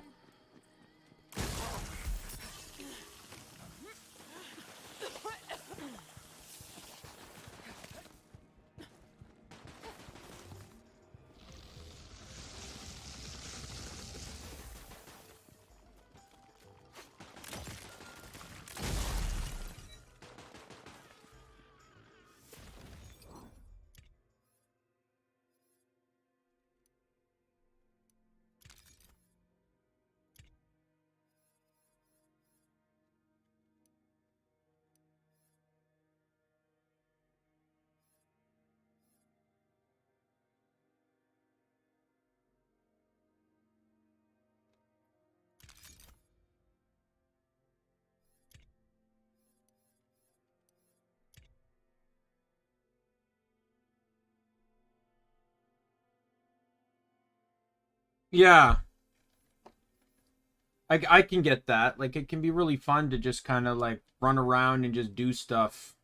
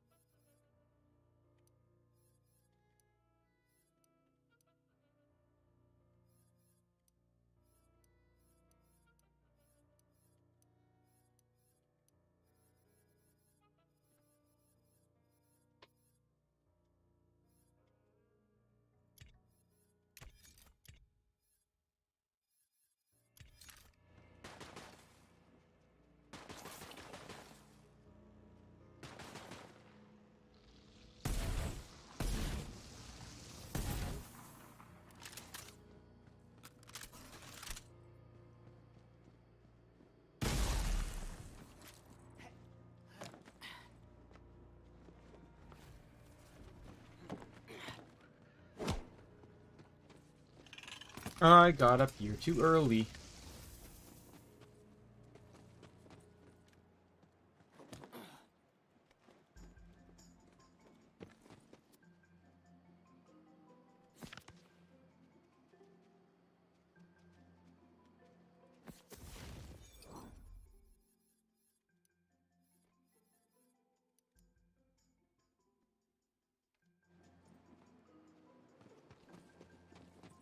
Yeah. Fair enough, fair enough.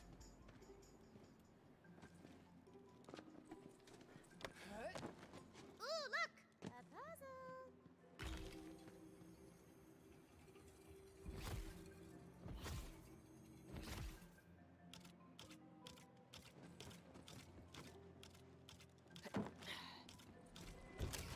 Run!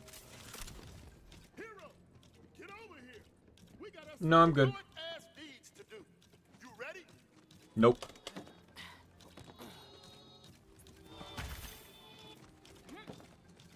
Not ready yet.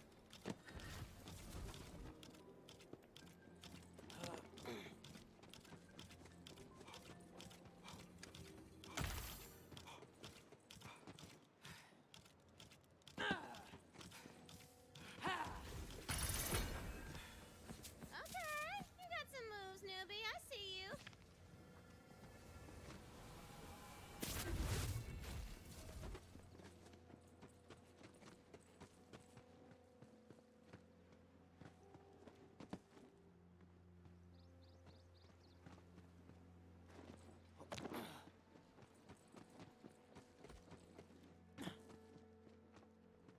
There's a portal nearby. There it is. There's a marble of mine nearby. Go and crack it open. Everyone's calling us the Leviathan Riders now. On account of us, well, riding a tsunami into town on the back of a Leviathan. Wouldn't have happened if someone hadn't gotten himself swallowed while gathering sea dragon scales for some spell. Silly troublemaker. Silly, super cute troublemaker. You know, when I can get to new games, sure. Like, Amalar still has quite a bit of time left on it. GTA, I don't know where I stand, but I feel like there's still quite a bit of time left on it. GTA keeps getting delayed, too, because I keep just fucking around. I keep just running around and punching people instead of, you know, actually playing the game.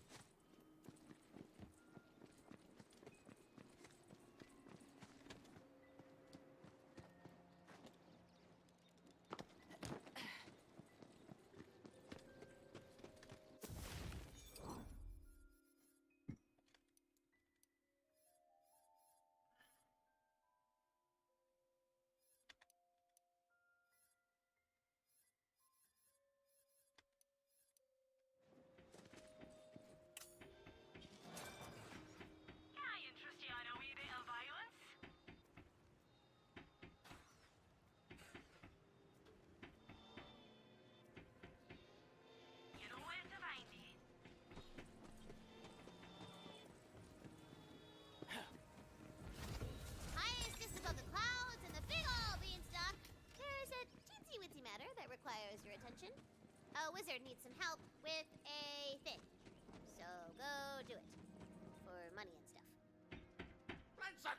Castor! Come out of there this instant! I know you're both inside. You! I need some competent help. My fool apprentices have locked me out of my home. I will need your assistance. Come, this way. No doubt they are rifling through my notes and tomes. Like, I already know what games I'm playing next. First one, whether Amalar or GTA are first to be completed, it's replaced with Biomutant. The other will be replaced with Scarlet Nexus.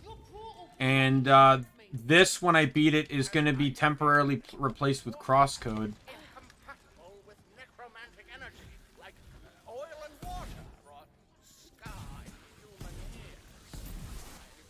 My apprentices are dabbling in dark arts. You must stop them before their foolishness costs us all. Worms won't go hungry tonight. Spells are spent. Hope one of these lands in an idiot.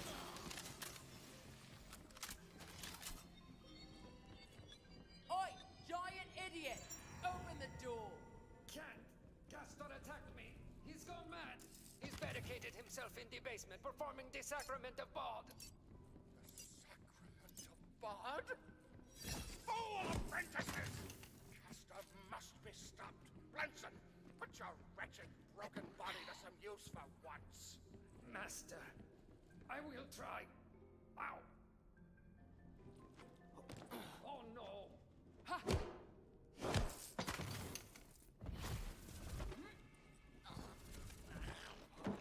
Hello.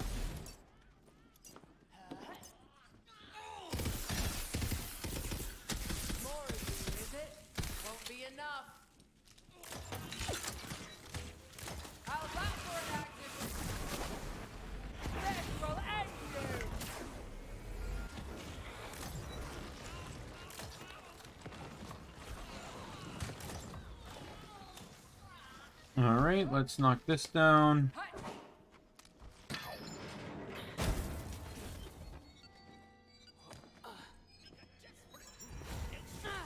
then begin. Cast a fool of an apprentice. The sacrament of God is not meant for you. I've heard enough from you, master.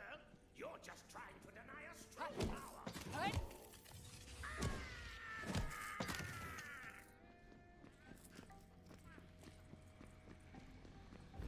Fool apprentice. The sacrament of God is just a minor necromantic spell that turns you into a skeleton. You're less powerful than ever. Not from where I'm standing.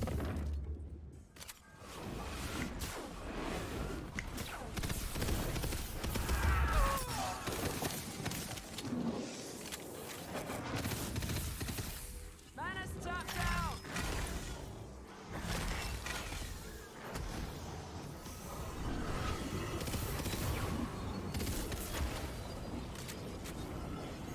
Now that's the good stuff.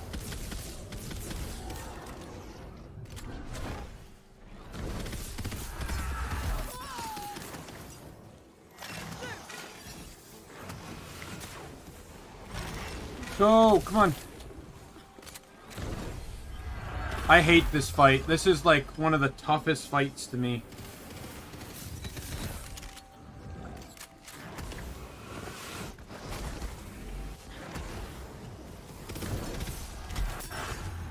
Oh, god damn it. Oh, I didn't expect that to be a death save.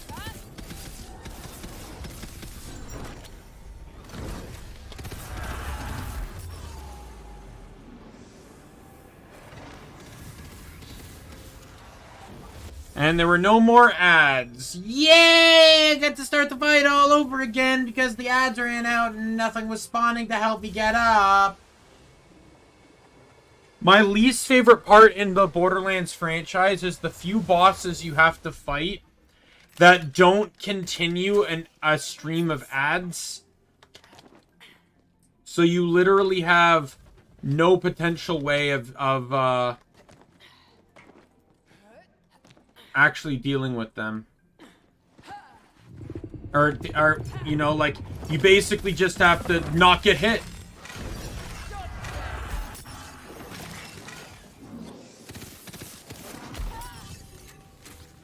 Like, the playing field here is so large, I can't see all the attacks he's using.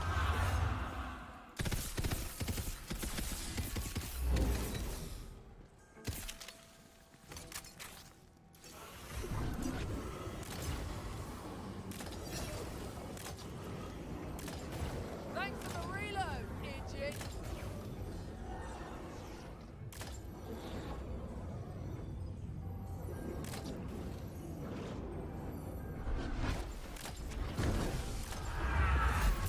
Fuck you.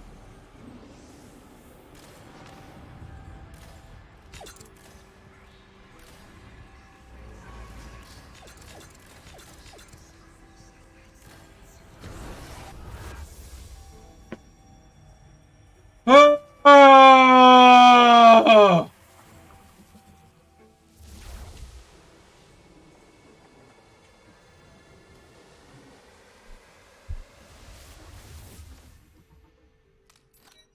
The council has not yet given you permission to die.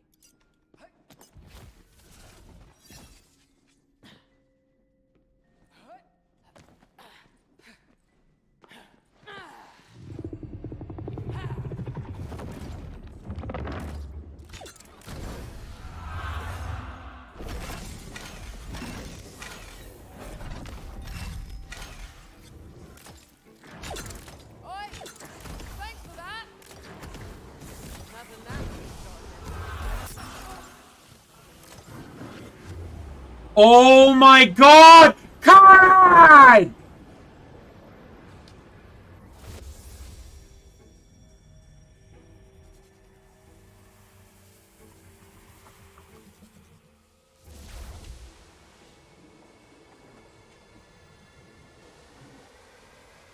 I think this is the only boss fight in the game I absolutely fucking hate. I don't think there's any other boss fight in the game that is worse than this one.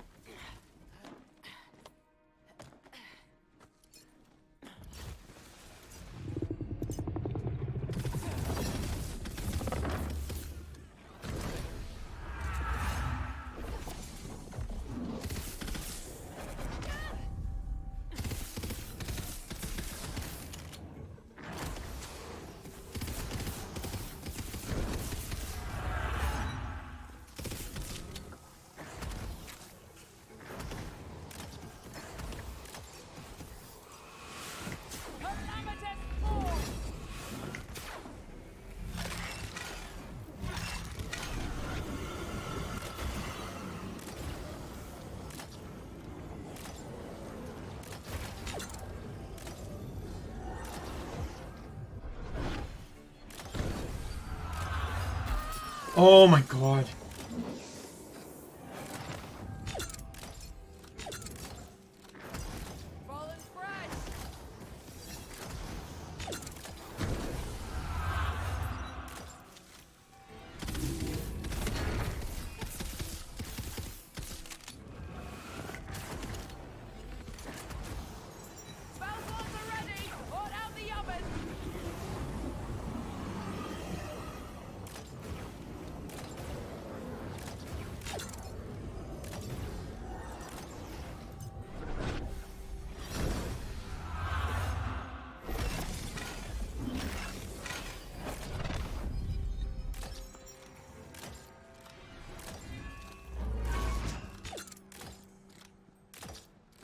Come on.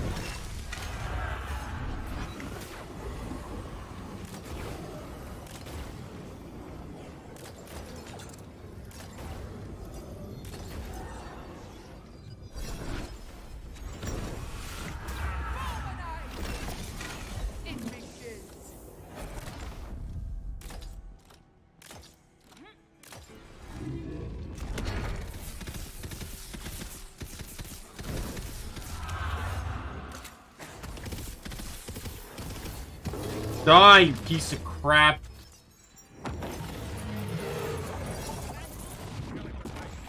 Apprentice. Leave my home.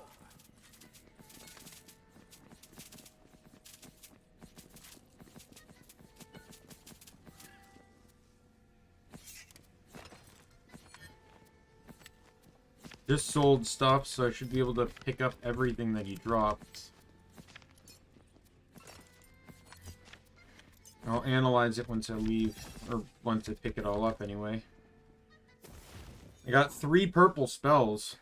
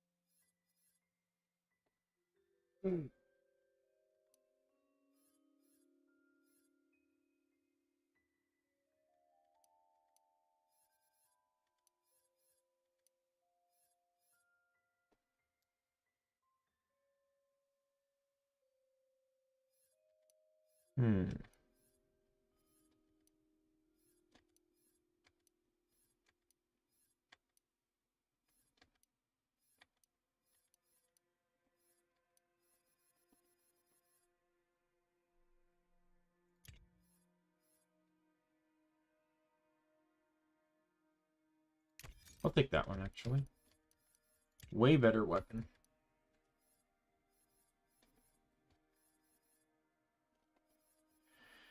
Oh, now let's pick...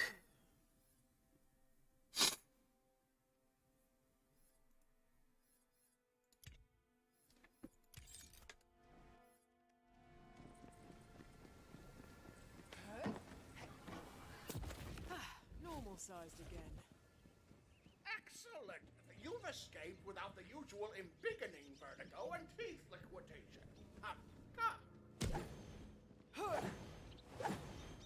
Here is your reward. You've done well, despite the machinations of my fool apprentices! Which reminds me, Blanson, come out here! Give me a new spell. Oh, this spell, yeah. This is a really nice spell if you're running Alright, so I did that. So I'm gonna do prestidigitation now. Get some reload speed happening here.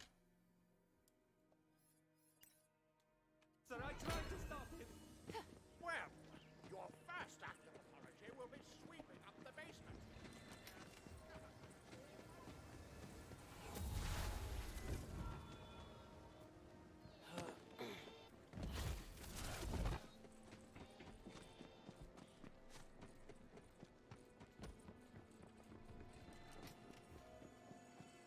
Let's just say I've got a green thumb and a lot of weapons. That's the spirit. Now follow me. I'm sensing some real evil vibes this way. I can feel it in my fairy whiskers. Fairy whiskers are invisible, by the way, because of magic. Till the next time.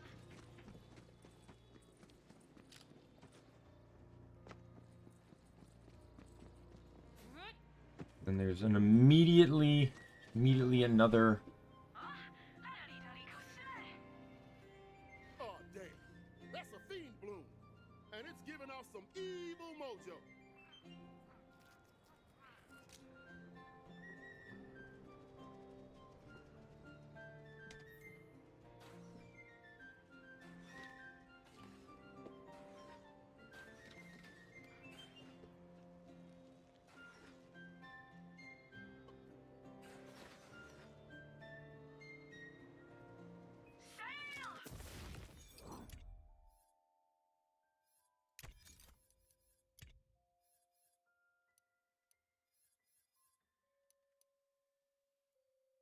Get rid of those. Get rid of that as well.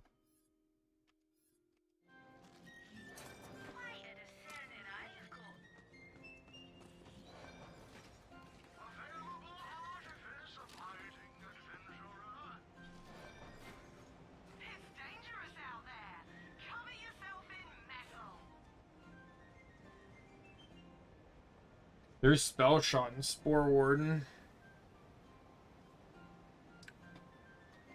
So it buffs prestidigitation. And it buffs the trait that makes you get more spell weaving stats. But I like mine better because it gives me a ridiculously large amount of crit.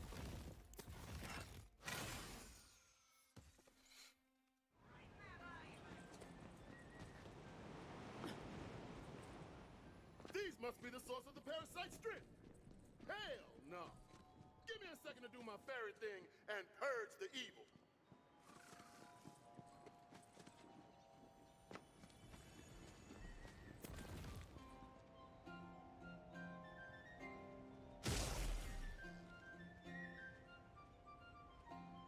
Hey, listen. We gotta cleanse the rest of these things if we're gonna reach the parasite and save the beanstalk. Pick me up. 1 second.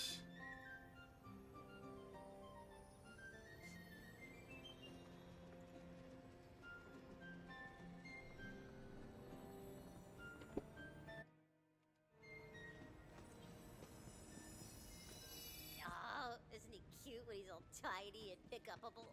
I can feel 3 more of those fiend blooms in my fairy whiskers. The closest one is at the lighthouse. Let's go! In the bean-stockified town, a mighty, super beast is imprisoned and longs to be free. It's also pretty hungry, so maybe bring All right. You found a marble. You remember what to do, right? Because I don't. Thanks for the reload, idiot!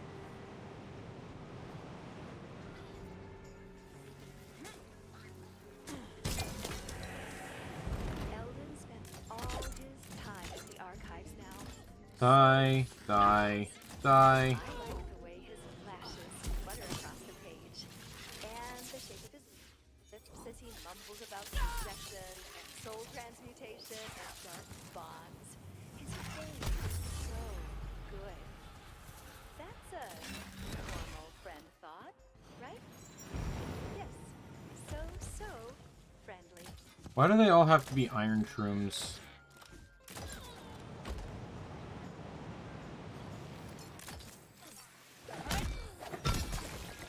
Like, I got a fire sword. Why does it have to be the enemy that has the armor type that is set to resist it?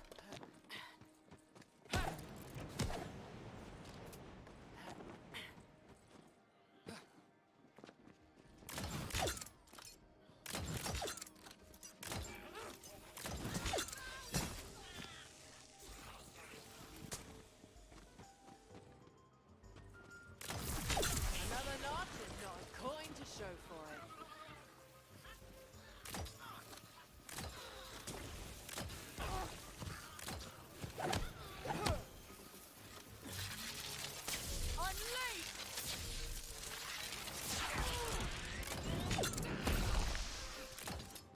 Energy sucked.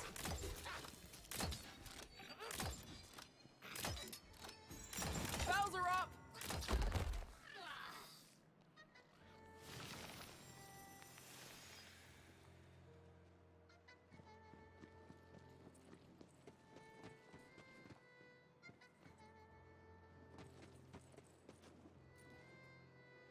Oh, chest.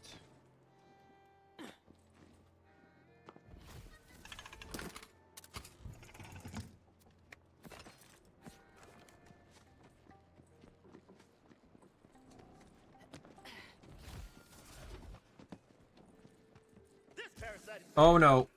the beanstalk is sick. And not cool sick, but like bad sick, as in ill, but not like cool ill. I mean like sick ill. You know what I mean. I really don't. Undead and loving it. Alright, let's try that again.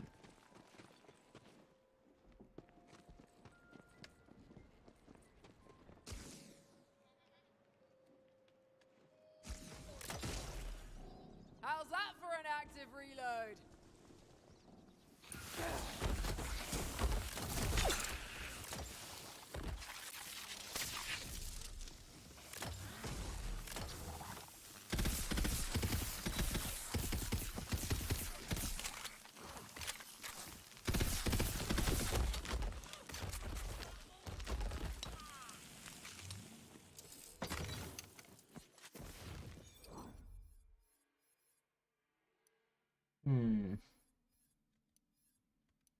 Part of me kind of like really wishes I had a corrosive weapon.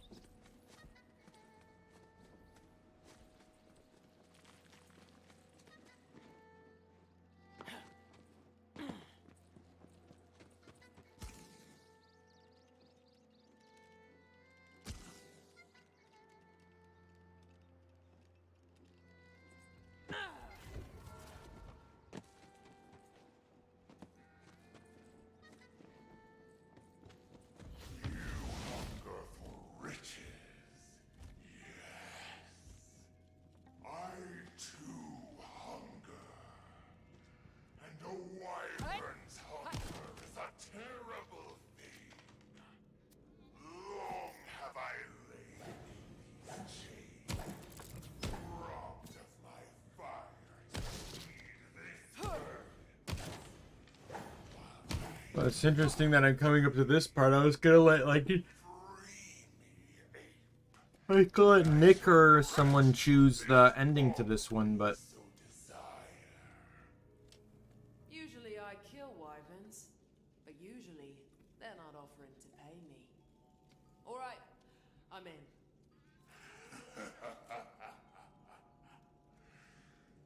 You are wise for an ape. First, you must still this infernal contraption, else the hatch above will not open.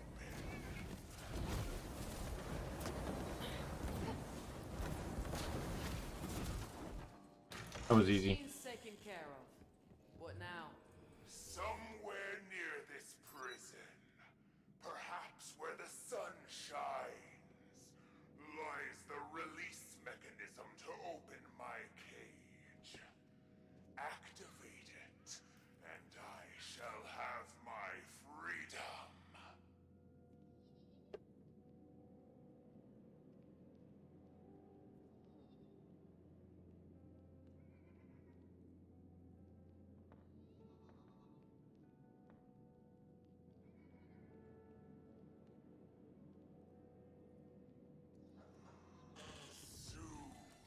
All right.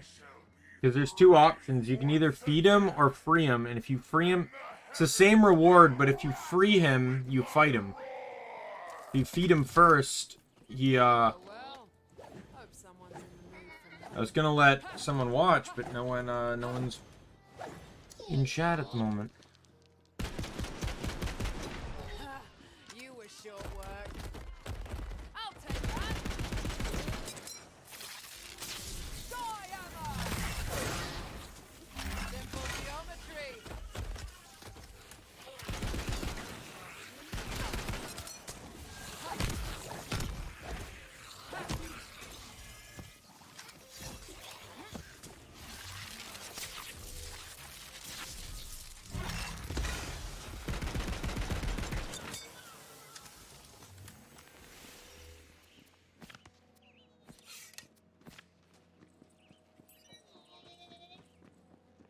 That's it. Follow me, you poor dumb fools.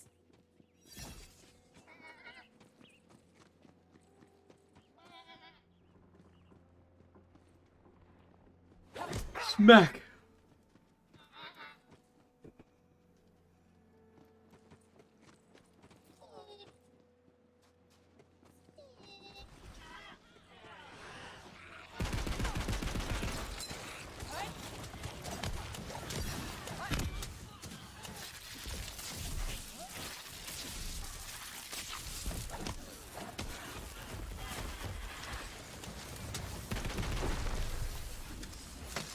Yay, Shromancer's dead. Run through your frozen corpse of a body. Where did you go, my poor little sheep? Oh, he already got smacked. I didn't smack him, so I'll take it though. Supper's on. You scaly bastard.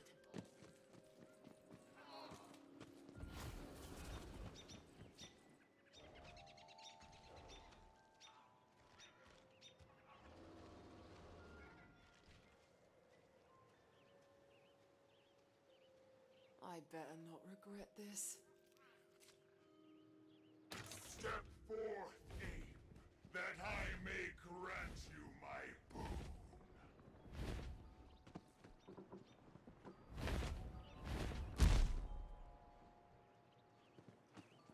I don't remember this guy only having one horn before. Wisdom, kindness, and cunning far beyond your peers, traveler. Take this scale to remember me, as I shall never forget you.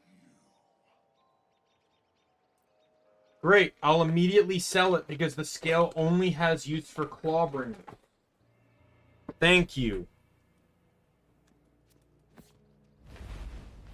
Like, I don't understand this quest at all, and it annoys the hell out of me constantly, because you keep getting a ring that gives you fire damage and clawbringer damage. No, wait, no. Sorry, no. I'm thinking of something else. Yeah, I'm thinking of the ring you get from the Goblin side quest. The GTFO one. This one just gives you a 20% boost to fire damage, which is pretty amazing. And it's gun damage too. I'll take that.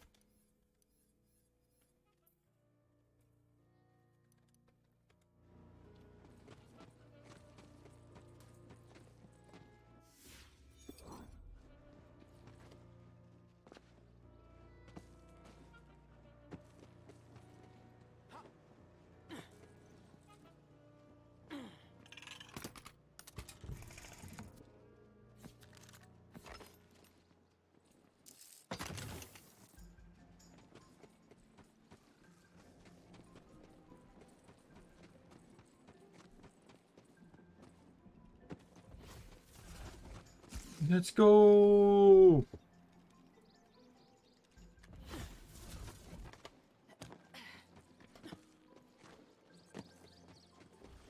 Meow. What's up? What is up, Keith? Oh no, no you don't. Eat electricity! Shocking, isn't it? Well, that helped. I don't know why, but my bow skill seems way stronger this playthrough. I switched out of it on the last Spore Warden playthrough because it seemed weaker than the Frost one. But it actually seems like pretty decent this time around. I wonder if it got like buffed in a patch or something. That Fiend Bloom's gotta be around here somewhere. Find it.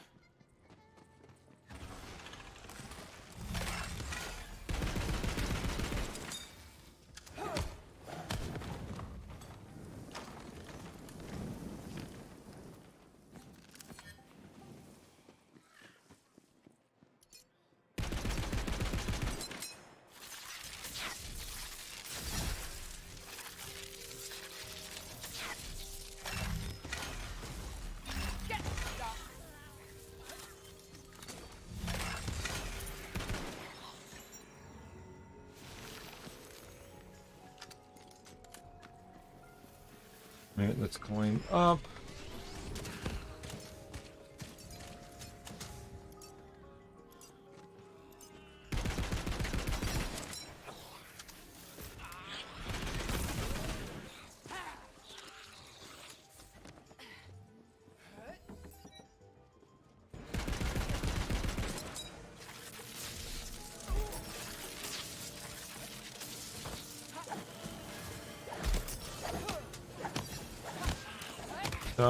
Die.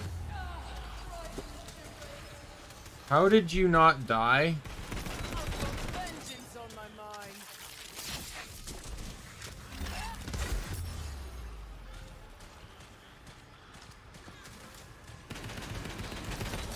Let's get casting and blasting.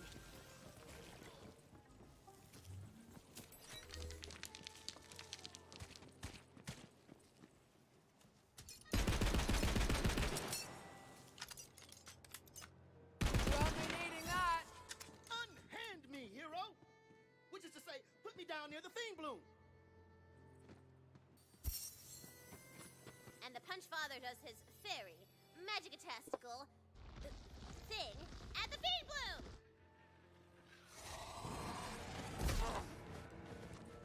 My goal, for at the very least with this stream, because I am starting to get a bit tired, is to beat this quest line. I never beat this. Anytime I've done it on the past, like, I think every stream, I've always paused it in the middle of this. Even on my first two, where, you know, I was streaming for like 7 to 9 hours a day.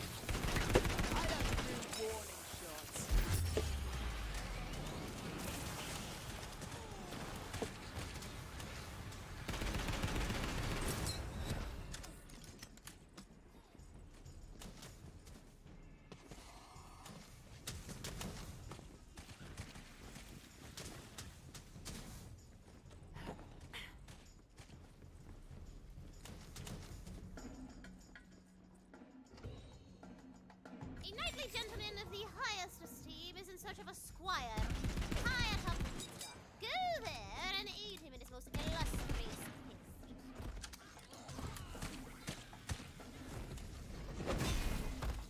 Especially since I always stop, like, right before, like, I'm nearing the end of the whole thing. Like, I always stop, like, right before you get to the area with the third Fiend Bloom.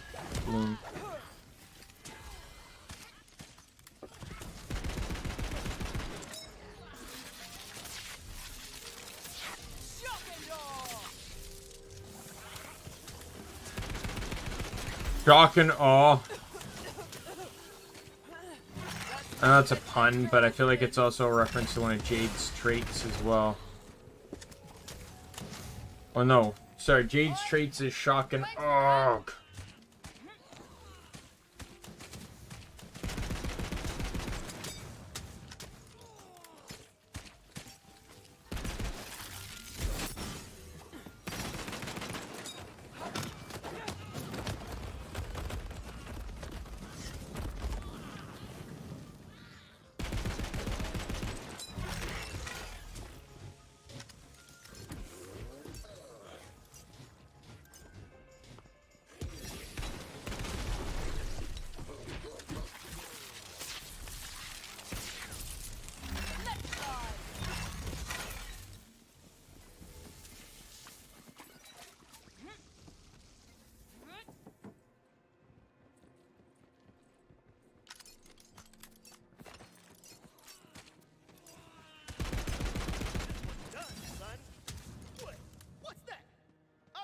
something malevolent coming. Ah, I'll cut the very much father out of you if I have to. Shot lock! Let's ride!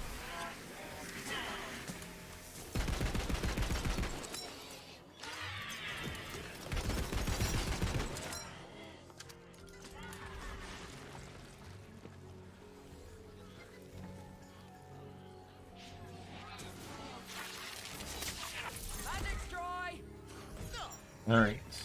I did not like that one bit. Now let's find another one. Pick me up. Heads off to the hero! I've got all the magic I need! I'm sensing some wicked energy from the cathedral. That must be where the next thing bloom sprouted. Let's get there ASAP as possible.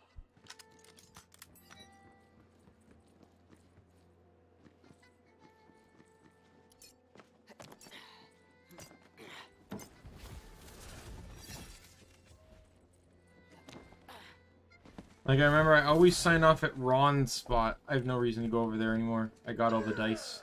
I hate that nefarious abomination so much. Even though I'm totally like at one with nature and all that. Scores of shroomy guys earlier? Yeah, definitely. Those guys suck. Even though the town got all messed up, the residents have higher property values. Because they're... Okay. Thanks for the reload, idiot!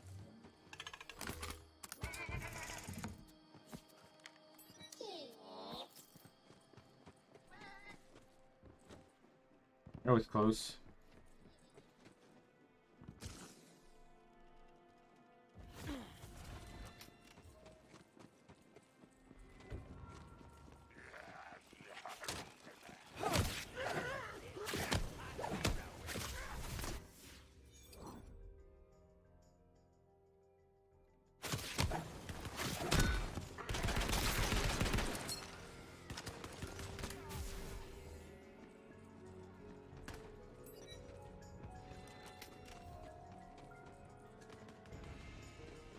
Aha! At last, my dutiful friend and squire. You are here. Don't just stand there. Adventure awaits. Adventure and a princess. Ha! I never keeps a princess waiting,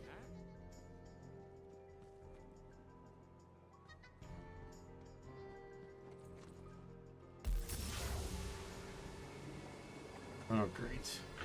Wasn't paying attention.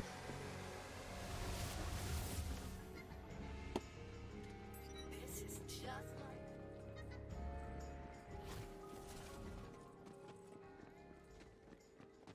Must be a fair bit of coin to be had saving a princess, yeah? You trouble yourself overmuch with the mundane, my friend. This is a quest for love. Now, quickly, to the Cyclops lair. And always remember to take the scenic route. Life's too short, squire. This one-eyed thief holds my beauty. Who knows how many brave souls have died by his hand. Listen, as we do now.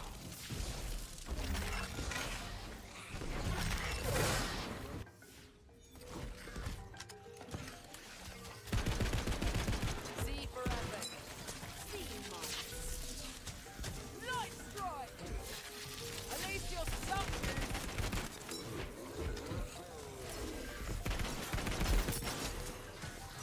Tiredness is starting to catch hold of me. I always get like little to no sleep prior to either a Wonderlands stream or a cross-stitching stream.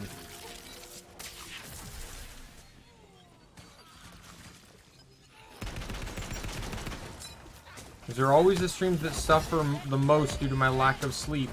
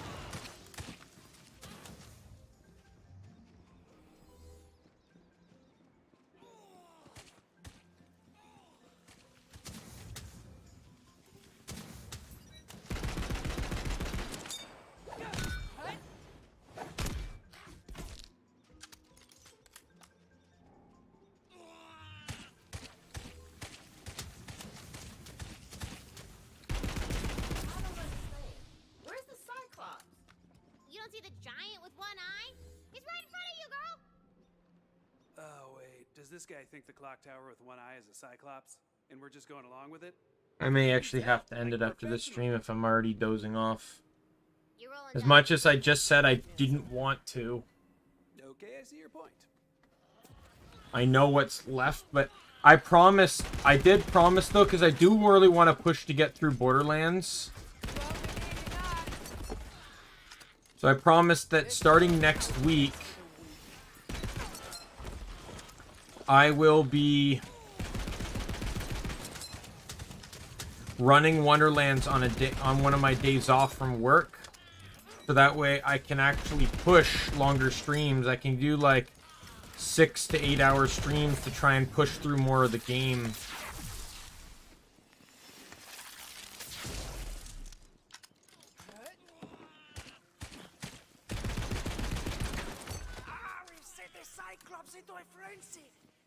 Because if I want to get through these games, I got to, Oh no, I'm so scared. Well struck, Squire! Now, to finish our foe! Harry, riposte, remise, prise d'affaires, moulinet, s'il vous plaît! Pourquoi pas? That's not it. The Cyclops is down, but who knows for how long? Quickly, Squire, quickly! To the castle's keep, afore he rises!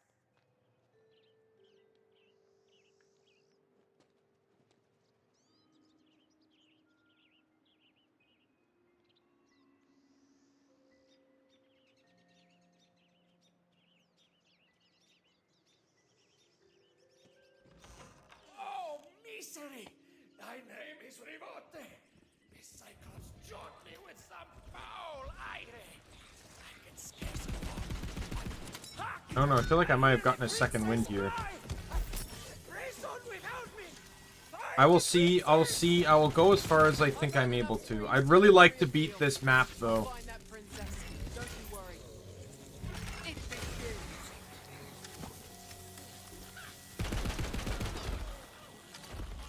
I don't know how I got the second win, but I could get used to this.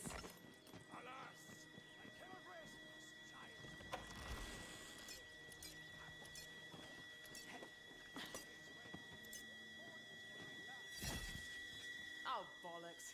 Thought there was a real princess for a moment there. Well, I can't go back empty-handed. Come on, princess. You're coming with me.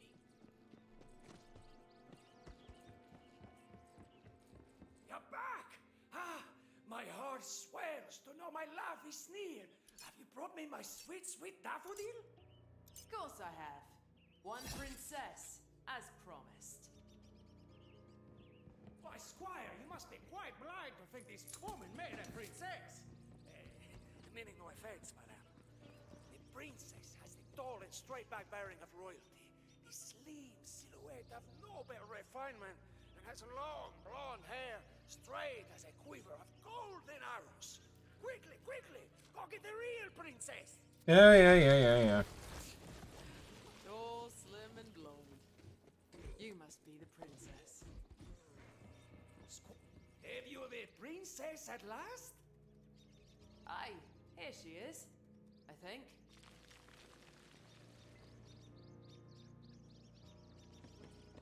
Ah, now that we have the night, west nears its aim. And what's this? It seems the Cyclops is up, and is none to please with us. He summons his horticultural horde. Come, Squire, to arms!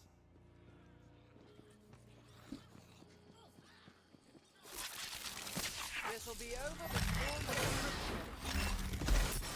Ah, my darling princess. In a scant few hours we departed. All right. Massive poems. I beg you, allow me to spill forth a lyrical fire that I might express my overflowing affection before it drowns me. Oh god, I hate the iron shroomlets. We burst I beheld nations so sweet. I tumbled my step. You slipped me and tripped me right off my feet. I'd even say, in a word, you swept. Do you like it? hate it, don't you? Silence speaks clearer than my poetry for Irish words. Very upset. These words come to me in a dream. A very short dream, mind you, but such a dream is long. Whether a tavern or two, my love lights up any room. My floor's never dusty, for she is trusted. Oh, can we end this, please?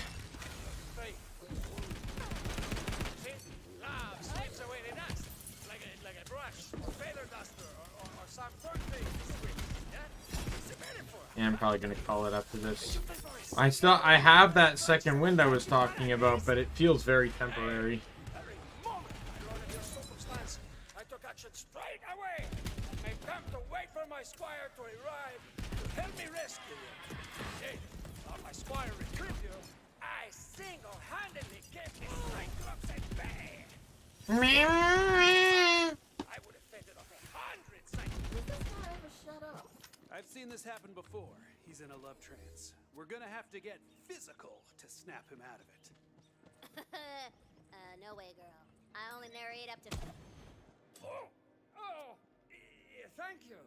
I was miles away. Now, we make good our escape. Don't just stand there. Adventure awaits. Adventure and a princess. And night never keeps a princess waiting, huh?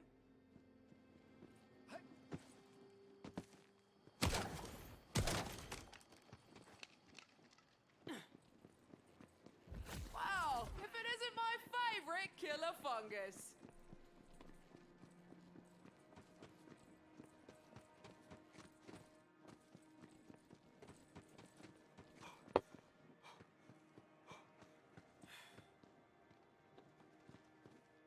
Squire, your quest is complete. And yet, I confess ours is just beginning. We must away to that grand adventure called love. Remember all I've taught you, and you shall go far. This world is full of adventures. Yeah. And your heart ever open to its wonder. Now, bid me adieu, fair squire, for I must away with a swiftness. And I'd never keeps a princess waiting after all. Oh, go on then. Get out of here, and best of luck to you both. Go!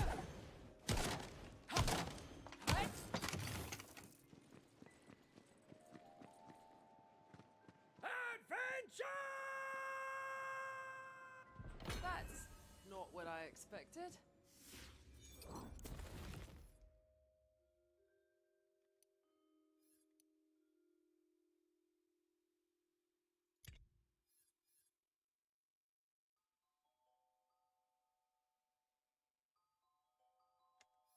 Yeah, I'll keep my current one.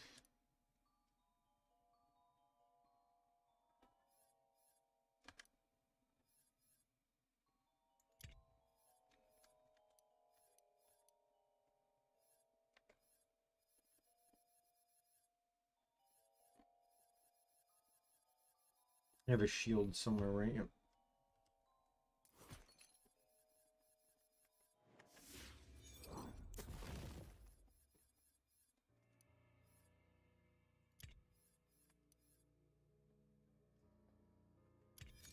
Just the increase in power is worth it.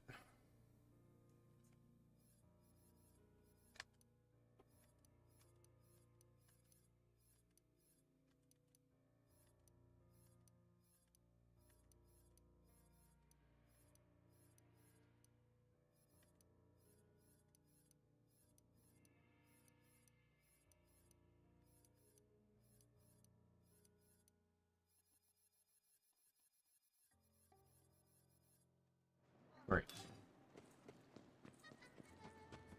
Let's hit up this. Then I'm going to go to Bright Hoof. I'm going to sell stuff. Go to Izzy's. Empty out the bank area thingy-mabob.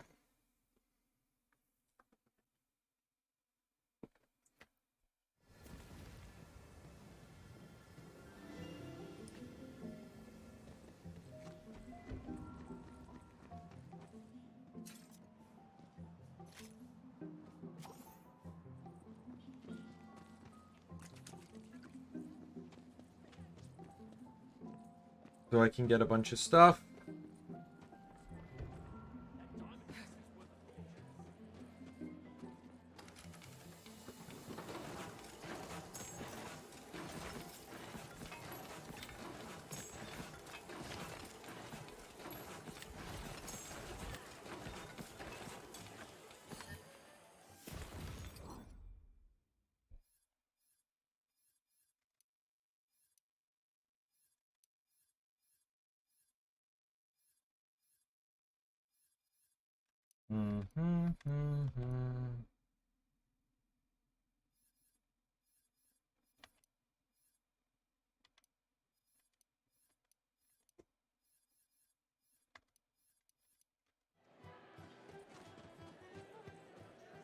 Got to change some stuff here.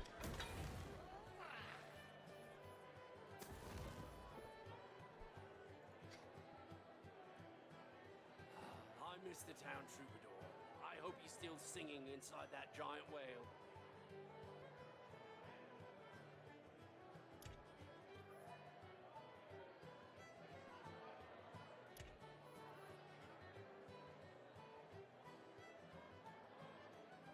I keep thinking I'll hear the Queen's hooves behind me. Eyes wide and warm, blitzing every apple cart in sight. Alas.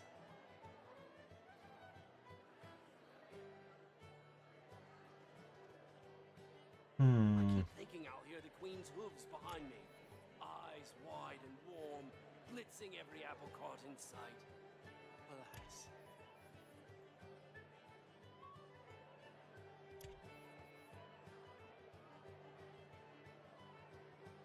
One day you're alive, the next you're undead.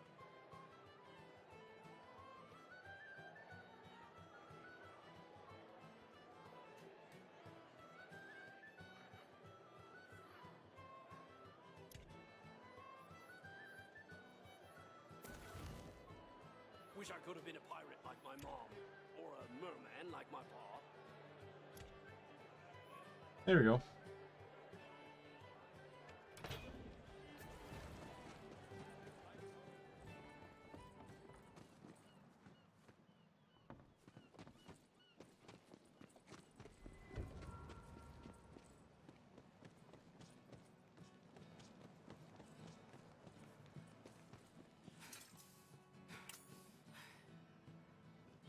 All right.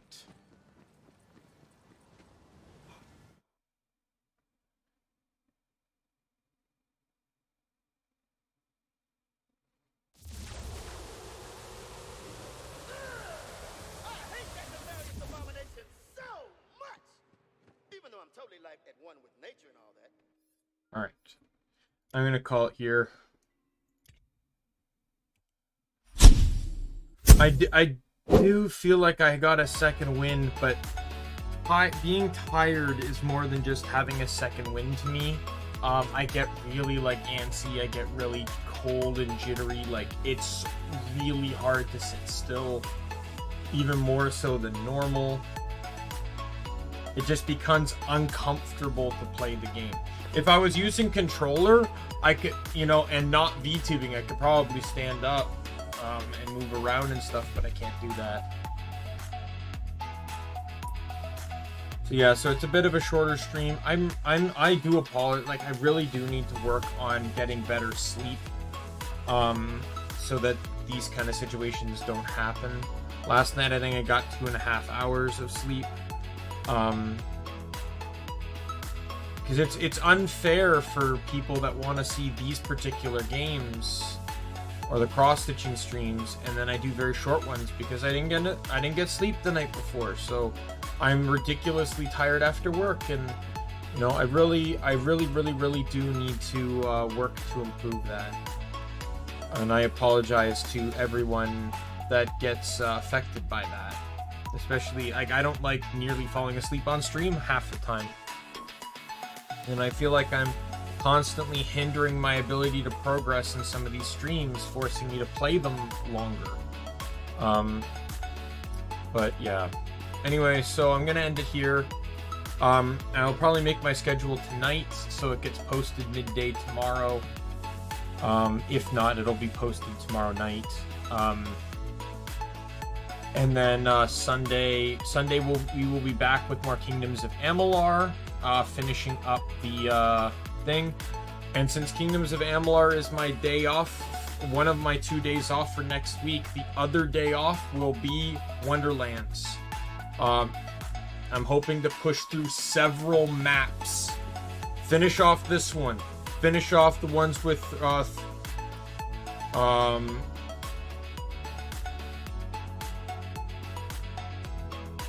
Threewood's Bones, whatever his name is. Bones Threewood. And then I think the pirate area is after that. Let's get that one done. And if there's still some good time, I can progress into the next underwater area as well. Yeah, so with that said, my name is Daimien Kamiya, I am the Omni King, and be you friend, foe, or member of the Omni Council. I'm going to see you later. Bye, everyone.